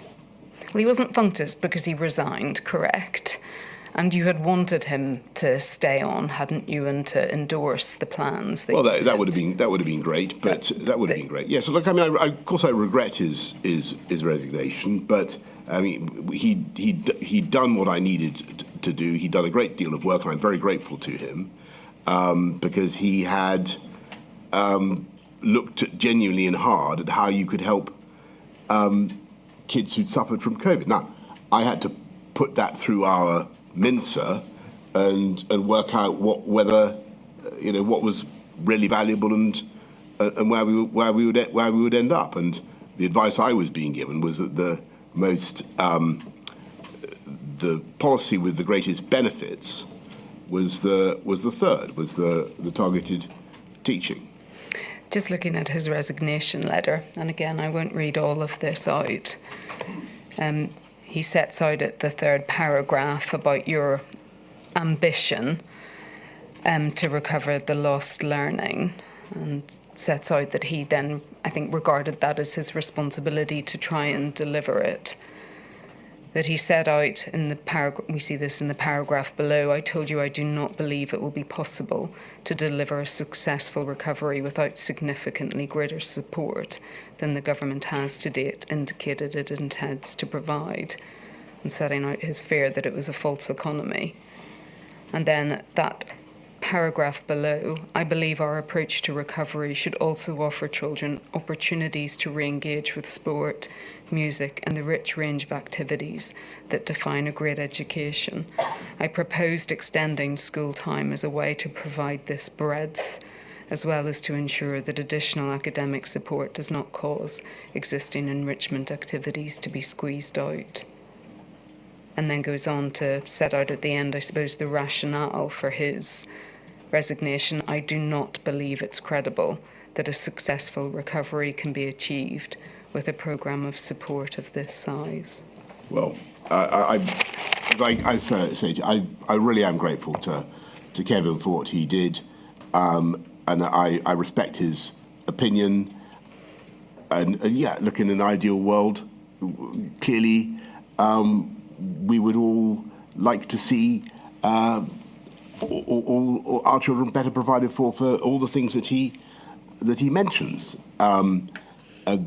There are huge sums that we could and probably should spend. The difficulty is that we have certainly post-COVID, a very constrained fiscal position, and we have to, the government today has to be mindful of the bond markets. Why is Rachel Reeves continually talking about putting taxes up? Is because if she doesn't, the international finance will mark Britain down, and if she's seen to spend too much, they'll mark Britain down. I would love to of course, to do much more to support kids across the country. But I had to look at what was genuinely going to provide value for money. And I looked at it very hard and agreed that we could spend several billion, which we did, on tutoring, and I think help about 3 million kids, 3 million pupils, with a huge number of interventions, and really make a big difference. And actually, I think that direct tutoring, one-on-one coaching, inspiring kids in that way, can be massively, massively beneficial. And I think that for it's the tutoring generally has been for too long the preserve of the ambitious parents or people with the resources to do it. And I wanted to level up. I wanted to give other kids that opportunity. And Kevin was very helpful in setting out how we could do that. And do you accept that the package fell below what was required to really help No, children look, recover? I see why he's saying that. I don't necessarily accept that. I think that circumstances were very difficult. We had to maximise taxpayer value and deliver the best we could for kids. Do you accept that you led Sir Kevin Collins on? Yes. Over a period of months? Yes, I did. Gave... Because I wanted him to produce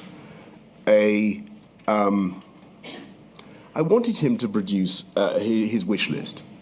I liked him. I liked him. I thought, I saw eye to eye with him on what he wanted to do in many ways, and so I wanted to hear from him what, in an ideal world, he would do, and that's what he produced. And in my view, it was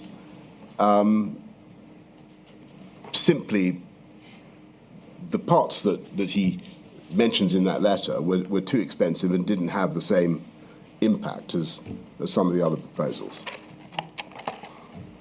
I think what you said in a message to Miss Misra, who worked within Downing Street. Yeah, Mirza, yeah. Mirza, forgive me. You said to her in a message, I don't think I need to go to it, I did encourage him and allowed myself to be carried away, and he thought he was on to a big winner, correct? That sounds like a pretty fair summary, yes. So, I mean, for all the protestations about regret and the cost borne by children, you seem to shrug off this episode as though it were almost... No, on the contrary. On the contrary, I think that... Again, you've got an educationalist, and a passionate educationalist, whose life is dedicated to trying to secure more funding from government for what he rightly thinks are the most important objectives in life, and who's put a big project on my table with a big number attached to it. But I'm in a different position. I share his desire. But I'm limited by the position we're in, and also by the need to be mindful of taxpayer value, and frankly, to get for kids the best outcome. Because I think that, and maybe I'm wrong, but my impression was, talking to a lot of people, that the targeted teaching thing was a more effective way of helping than the timing. Mr. Johnson, I'm going to move on. Your statement, and this is the final question I want to ask you, your statement reflects, I think, your concern or the anxiety that you have about the closures of school to most children. And you say that one of my biggest anxieties now is that I'm not sure how many lives non-pharmaceutical interventions end up saving.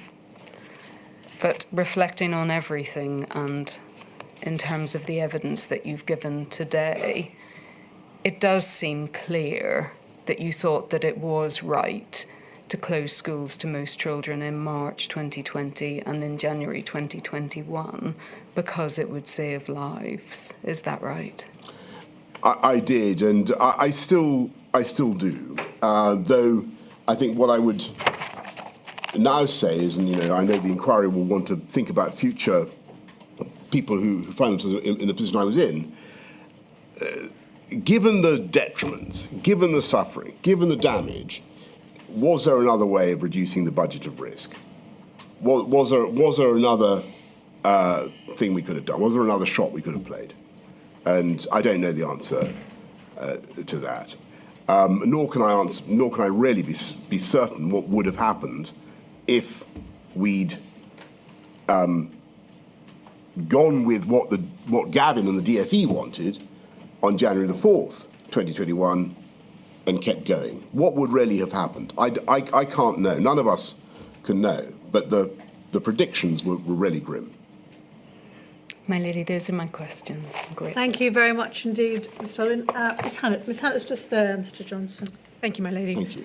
Mr. Johnson, I appear on behalf of Long COVID Kids and Long COVID Kids Scotland. In the summer of 2021, at the point of preparing for the lifting of restrictions, you were advised about paediatric long COVID. You were advised several times that the rates of long COVID in children would rise. I'm going to show you one example of that advice. It's a document dated the 7th of July, prepared by the Chancellor of the Duchy of Lancaster. If you could have that up on the screen, please. It's INQ 000607384. It's a document entitled Planning for Periods of High Prevalence. If we could go to page 3, please.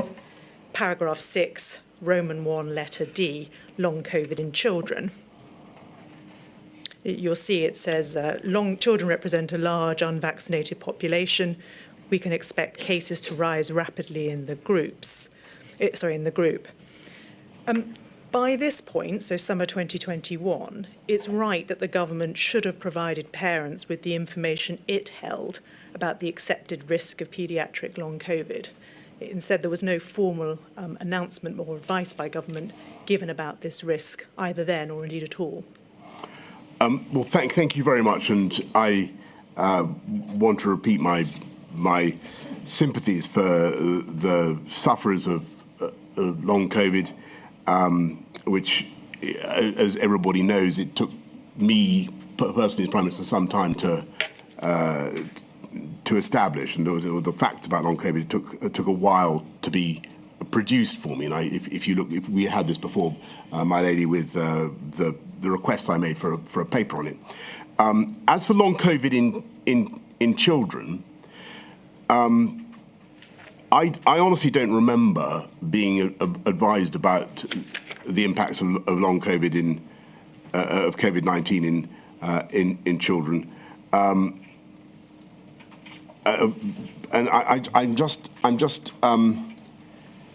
I just wonder whether this sentence, the long-term impacts of COVID-19 on children are largely known, but several reports point to the existence of long COVID in children.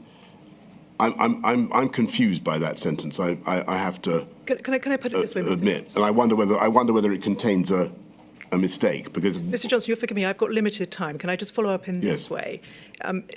It's right that the inquiry has before it a number of pieces of advice from summer of 2021 that set out the risk of long COVID to children.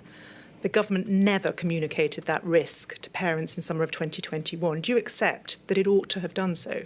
Well, certainly, if we had advice about the particular risks of long COVID in children, then we should have done so. All I can say is that I'm not quite clear what this particular sentence is saying, but I suspect that it contains a mistake, and that the word children there should be adults. But if you read Johnson, it, we have to take it as it says. It says long COVID in children, doesn't it? That's the starting point of the paragraph. I think we have to accept that the person who wrote it wrote children. It's not quite clear what it's trying to say in that case, but yes. My lady, I'll leave it there. Thank you. Thank you, Ms. Hannett. Mr. Broach. Mr. Broach is over there, Mr. Johnson. Thank you, my lady. Mr. Johnson, I have questions for you on behalf of the children's rights organisations. There's no doubt the government was under immense pressure in the early stages of the pandemic. But But as time went on, there was space to reflect and make more considered decisions. Scotland and Wales, for example, considered the impact of non-pharmaceutical interventions on children and made decisions to exempt them from restrictions on social gatherings. In England, calls to do the same, for example, in relation to the rule of six, came from our organisations, the Children's Commissioner, and was supported by SAGE. And yet, despite there being no scientific evidence for the precise rules, of six, for example, children were not exempted. And we would say this is just one example of a sustained pattern of applying the same restrictions to children in England as to adults.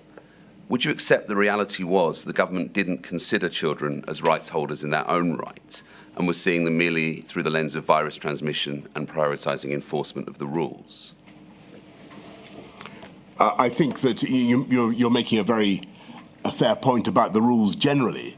I think that looking back on it all, the whole lockdowns, the intricacy of the rules, the rule of six, the complexity, particularly for children, I think we probably did go too far, and it was far too elaborate.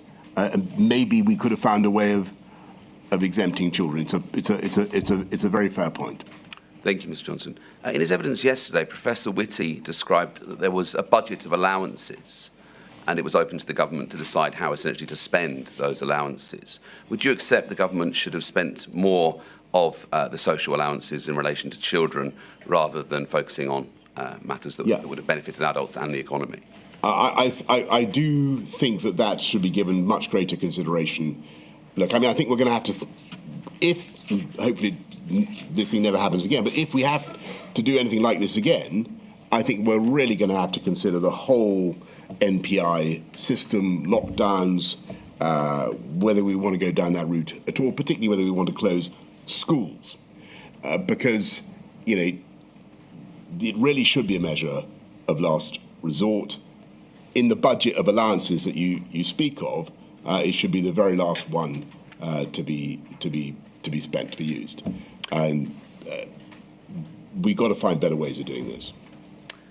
Throughout the entire course of the pandemic, in the various measures that were taken, at no point did the government guidance ever explicitly state that children playing was considered exercise and that parents supervising their children while playing or exercising was a valid reason to leave the house.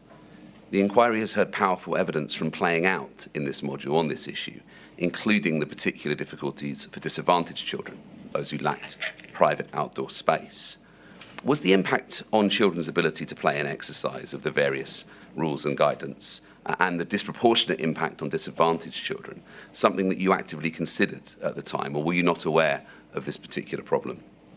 Well, I certainly was aware of the particular problem of kids who didn't have access to open space, but my understanding of them, or my memory of the rules, was that you could go outside for exercise, and that applied to everybody. So I mean, forgive me if I'm misremembering something or misunderstanding your point. The concern is that the guidance that was issued in various forms never expressly highlighted that children exercise and play very differently to adults. And right. So in terms of enforcement, we heard evidence, and have heard significant evidence, of children being told they couldn't be outside to play, even when they could. So was it an issue that you... Well, that's...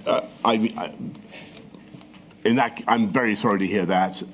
If there was excessively officious enforcement of rules or misunderstanding of rules by those in authority, then that's plainly wrong. Children should have been... As my understanding of the rules were that children should have been allowed to exercise outdoors. Thank you, Mr. Johnson. Counsel to the inquiry asked you earlier about the lack of direct contact with children and young people, which you answered in the context of the problems with assessment grading. But children, of course, have a right to participate in all decisions affecting them under Article 12 of the UN Convention on the Rights of the Child. However, they were excluded from participating in press conferences throughout the pandemic, and again our organisations and the Children's Commissioner did urge government to include children's voices, but to no avail. Would you accept it was a mistake not to allow children to participate in government press conferences throughout the pandemic? I certainly think it was a mistake, as I've told counsel to the inquiry, for us not to find some way to interact more with children, particularly those who've been affected by the exams problems. And yes, I think that's a valid criticism. We could easily have done more there, and frankly, I don't know why we didn't. Mr. Johnson, I'm grateful. Thank you, my lady. Thank you, Mr. Broach. Mr. Jacobs. Mr. Jacobs over there. Mr. Johnson, questions on behalf of the Trades Union Congress.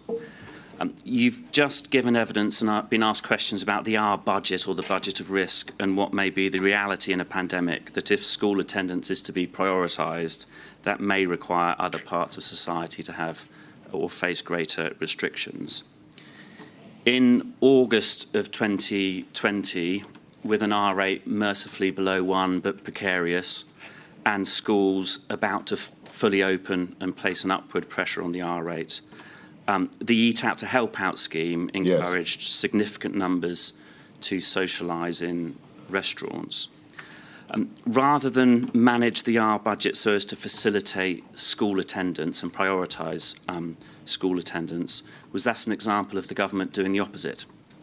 Well, it's a very fair question. I know there's been a lot of shot and shell directed at Eat Out to Help Out over the last few years. But I've got to tell you, at the time, and this is my memory of it, at the time, my memory of it is it was discussed with the scientific advisors. My memory of it is that they did know about it. I might be wrong about that, but it seems wholly unlikely to me we would have come up with a policy that was unknown to them. And I think that it was thought to be within the budget of risk. And you know,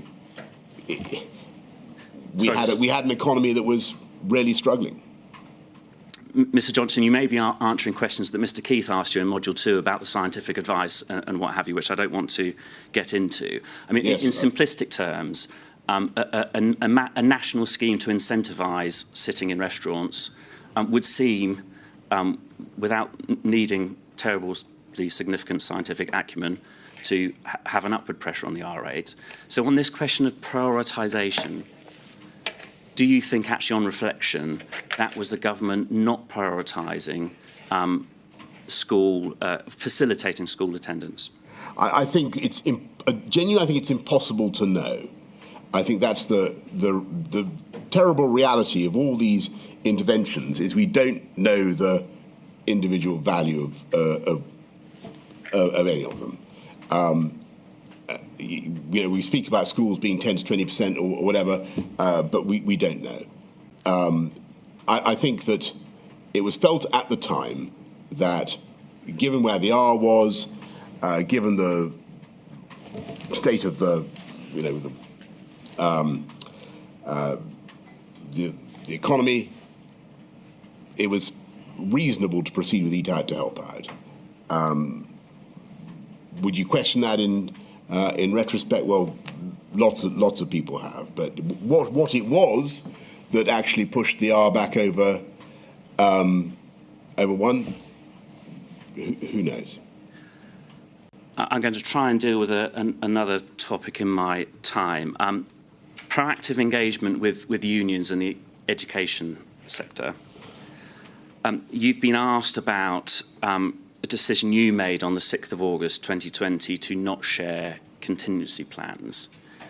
Realistically, Mr. Johnson, is that not the antithesis of having constructive and mature engagement with a sector that was responsible for educating children? The decision was not to prevent the contingency plans from being circulated at any stage. The decision was just to hold it back until such time as we really needed to go with it. And I'm sure that the unions and the schools would have been more than capable when the moment came of rising to it and dealing with it. But I'm sure everybody remembers that at the time there was some politics in the whole question of whether schools were safe, and I thought it was important to get kids back into school and to have some forward momentum, and that was the objective Mr. Johnson, is it not the case that contingency planning was needed at that time? Because just as you and your government can see a fraught winter, school leaders can see a winter fraught with difficulty and having to teach in different ways, trying to support vulnerable children in very difficult circumstances. They need to be equipped. Yes, but the contingency you're talking about is closing schools. Well, I think there's a whole variety of contingencies, actually, that the Department of Education... No, this particular contingency was closing schools. I think that's my time. Thank you, Mr. Johnson. Thank you. Thank you, Mr. Jacobs. Ms. Beattie, who's just there. Mr. Johnson, I ask questions on behalf of National Disabled People's Organisations. Yes. On the 18th of March 2020, the day that you announced school closures, the COBRA meeting was informed of SAGE modelling, which assumed that schools should be kept partially open to ensure that key workers could continue to contribute to the national effort. As at 18th of March, you tell us in your statement, you had no doubt that if schools closed, it would be devastating, and you were under no illusions that it would hurt the most vulnerable the most. At the COBRA meeting, in summing up, you said that a minimal school service should be made available for the children of key workers and for vulnerable children. But the actions of the COBRA meeting were to agree a list of key workers. No actions from the meeting concerned vulnerable children. Now, Mr. Johnson, I'm sure you'll agree that actions speak louder than words. Do you agree that as at the 18th of March 2020, there should have been more focus and more action on the social care, health and therapy needs of disabled children and young people, given school closures would have an immediate and devastating impact on the provision of care and support to meet those needs? Thank you very much. I'm sure that the department was looking at the needs of the vulnerable kids, including disabled kids, because that is spelt out in that document that I relied on so extensively to show that they were indeed mindful of the problems that they were going to encounter or they would encounter in closing schools. So, Mr. Johnson, what I'm trying to say is it wasn't. Your question to me is, was it why weren't we as a government taking more account of this? As far as I can tell, we were.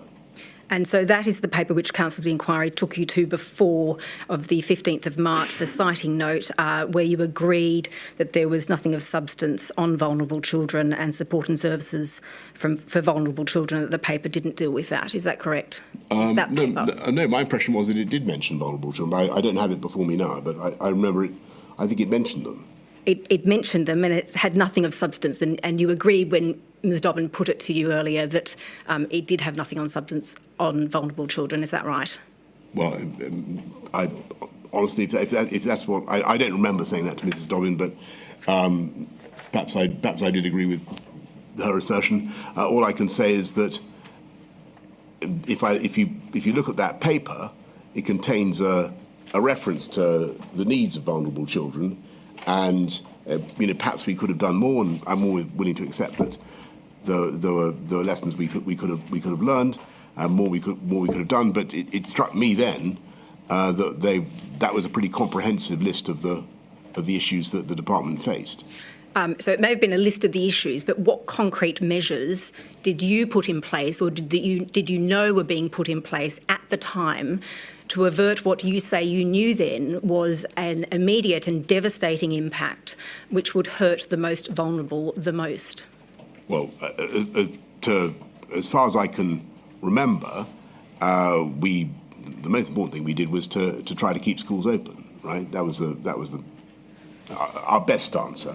Can you name anything else more specific than that? And to make sure that in the event of closures, that all the packages available for the support of vulnerable children, disabled children in particular, were still available to them. Now, how exactly that was going to be done was clearly a matter for the relevant departments.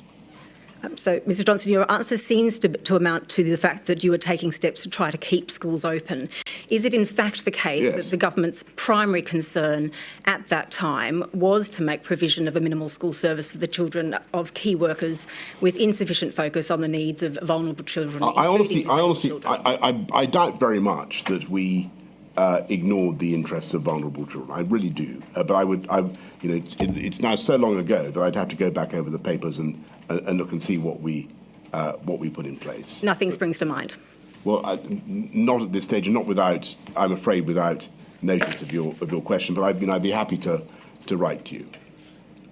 Thank you, Ms. Beattie. Mr. Wagner, who's that way? Good afternoon, Mr. Johnson. I act for clinically vulnerable families. I want to ask you first about a message that you sent to Gavin Williamson on the 6th of July 2020. This is referred to at paragraph 48 of your statement. And you were asking about why school numbers, people returning to schools, seemed low. And he replied, noting that all schools were open and referring to the need to push on compulsory attendance and the message of normality. And you said, I encouraged him to continue the job. I just want to ask you about that message of normality. Would you agree, July 2020, this is months before the vaccine was widely available, was available at all? Do you agree? Yes, that's right. Yes, so I think we were starting to get inklings of it quite early on. Yes, but there was no mass testing at that stage. No. So would you recognise that at that stage in July 2020, for many children and young people, things couldn't go back to normal yet because they still needed to either shield to protect themselves or a clinically vulnerable member of their family living in their home? Sure. You referred before to Mr. Jacobs about forward momentum, about trying to sort of build forward momentum. Do you think that in that race to return to normality in that summer of 2020, clinically vulnerable families may have been left behind? I think, on the contrary, that getting back to school, had we been able to do it in a thoroughgoing way, would have been the best thing for all children, young people, clinically vulnerable or not. Because I think that it would have restored the environment that was best able to look after them, and that it had many advantages trying to keep the schools open. But only if they could return safely. Is that fair? Sure, but it was my view that schools should be made as safe as possible, and if they were safe, the kids should go back. But in schools, it wasn't always possible to enforce social distancing or have, particularly in the older buildings, good ventilation or enough space, was it?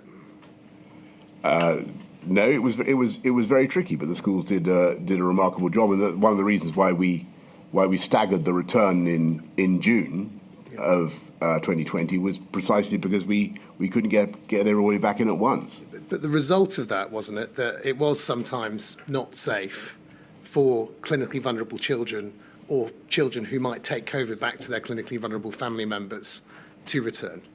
Well, I think that there was always going to be an argument against reopening schools from that position, that you were going to create a situation in which vulnerable parents would be exposed to the virus picked up by kids in schools. And that was the argument for closing schools, sure. But in the end, we had to decide whether that argument trumped the interests of the kids or not, and whether we could nonetheless get the R down below 1. Just finally on that, do you? I'm not actually asking about the decision to reopen schools for everybody. I'm asking about for this specific subgroup, for clinically vulnerable children and children who lived in clinically vulnerable families. Do you understand why, at that point, many of those people will have felt it was safer to educate their children at home rather than send their children back to school? I can see why they might have felt as they did, but clearly I thought it was best for everybody if they could get back to school, and I wanted schools to be as safe as possible. Thank you, Mr. Johnson. Thank you, Mr. Wagner. That completes the questions we have for you, Mr. Johnson, apart from one from me. There are a number of people who've been making submissions and asking questions during the course of this module who believe, and there's a perception that the interests of children, well, generally, not just the loss of learning, weren't taken into account. Just putting that to one side at the moment, I haven't made any findings as yet. But if there were anything in that perception, as somebody who's got a lot of experience of working in government and, of course, leading the UK government as Prime Minister, could a Minister for Children, taking it as it away from just one government department, education, could a system of a Minister for Children work, and would it work? I've thought about that, my lady, and I wondered about whether to create another ministerial function. I think another department, another set of civil servants, and so on. I have thought about it, and clearly there is an interest. We have a minister for women. We have all sorts of groups represented. I think, given how much we've heard today about the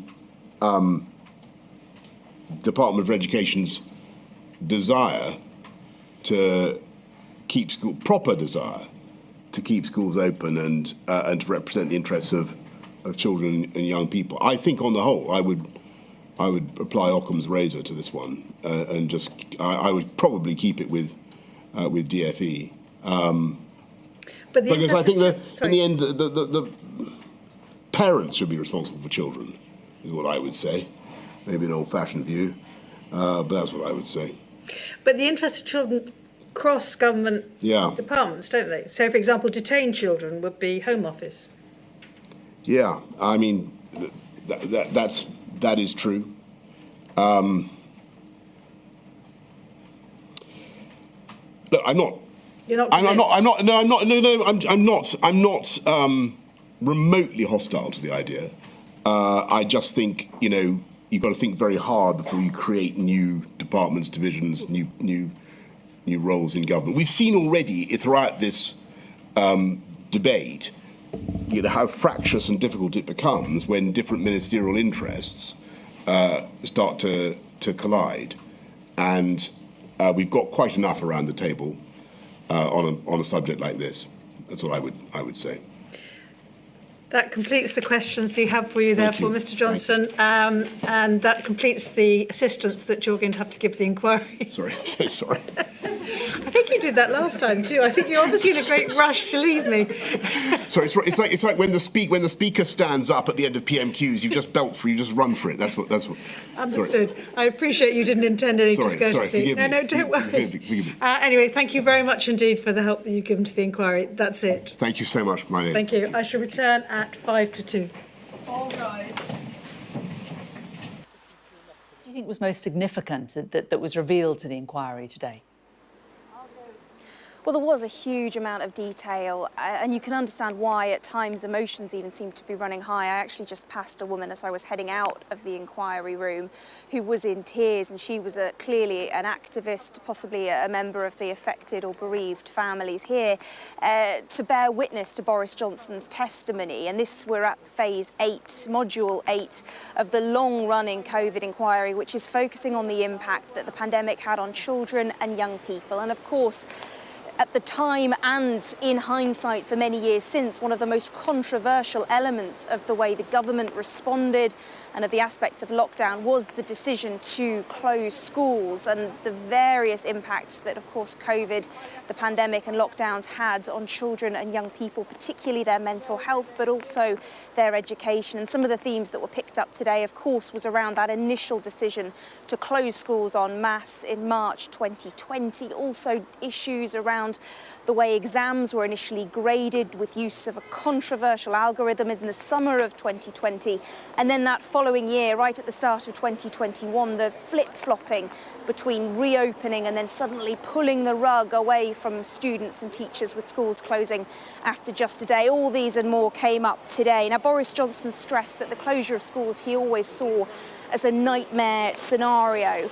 But we have heard previously in sessions here at the COVID inquiry criticism levelled towards him, towards his government, for the lack, apparently, of planning for that potential possibility of schools having to close as we knew the pandemic was spreading around the world. Former Education Secretary Sir Gavin Williamson, for example, has criticised Number 10 for moving too slowly.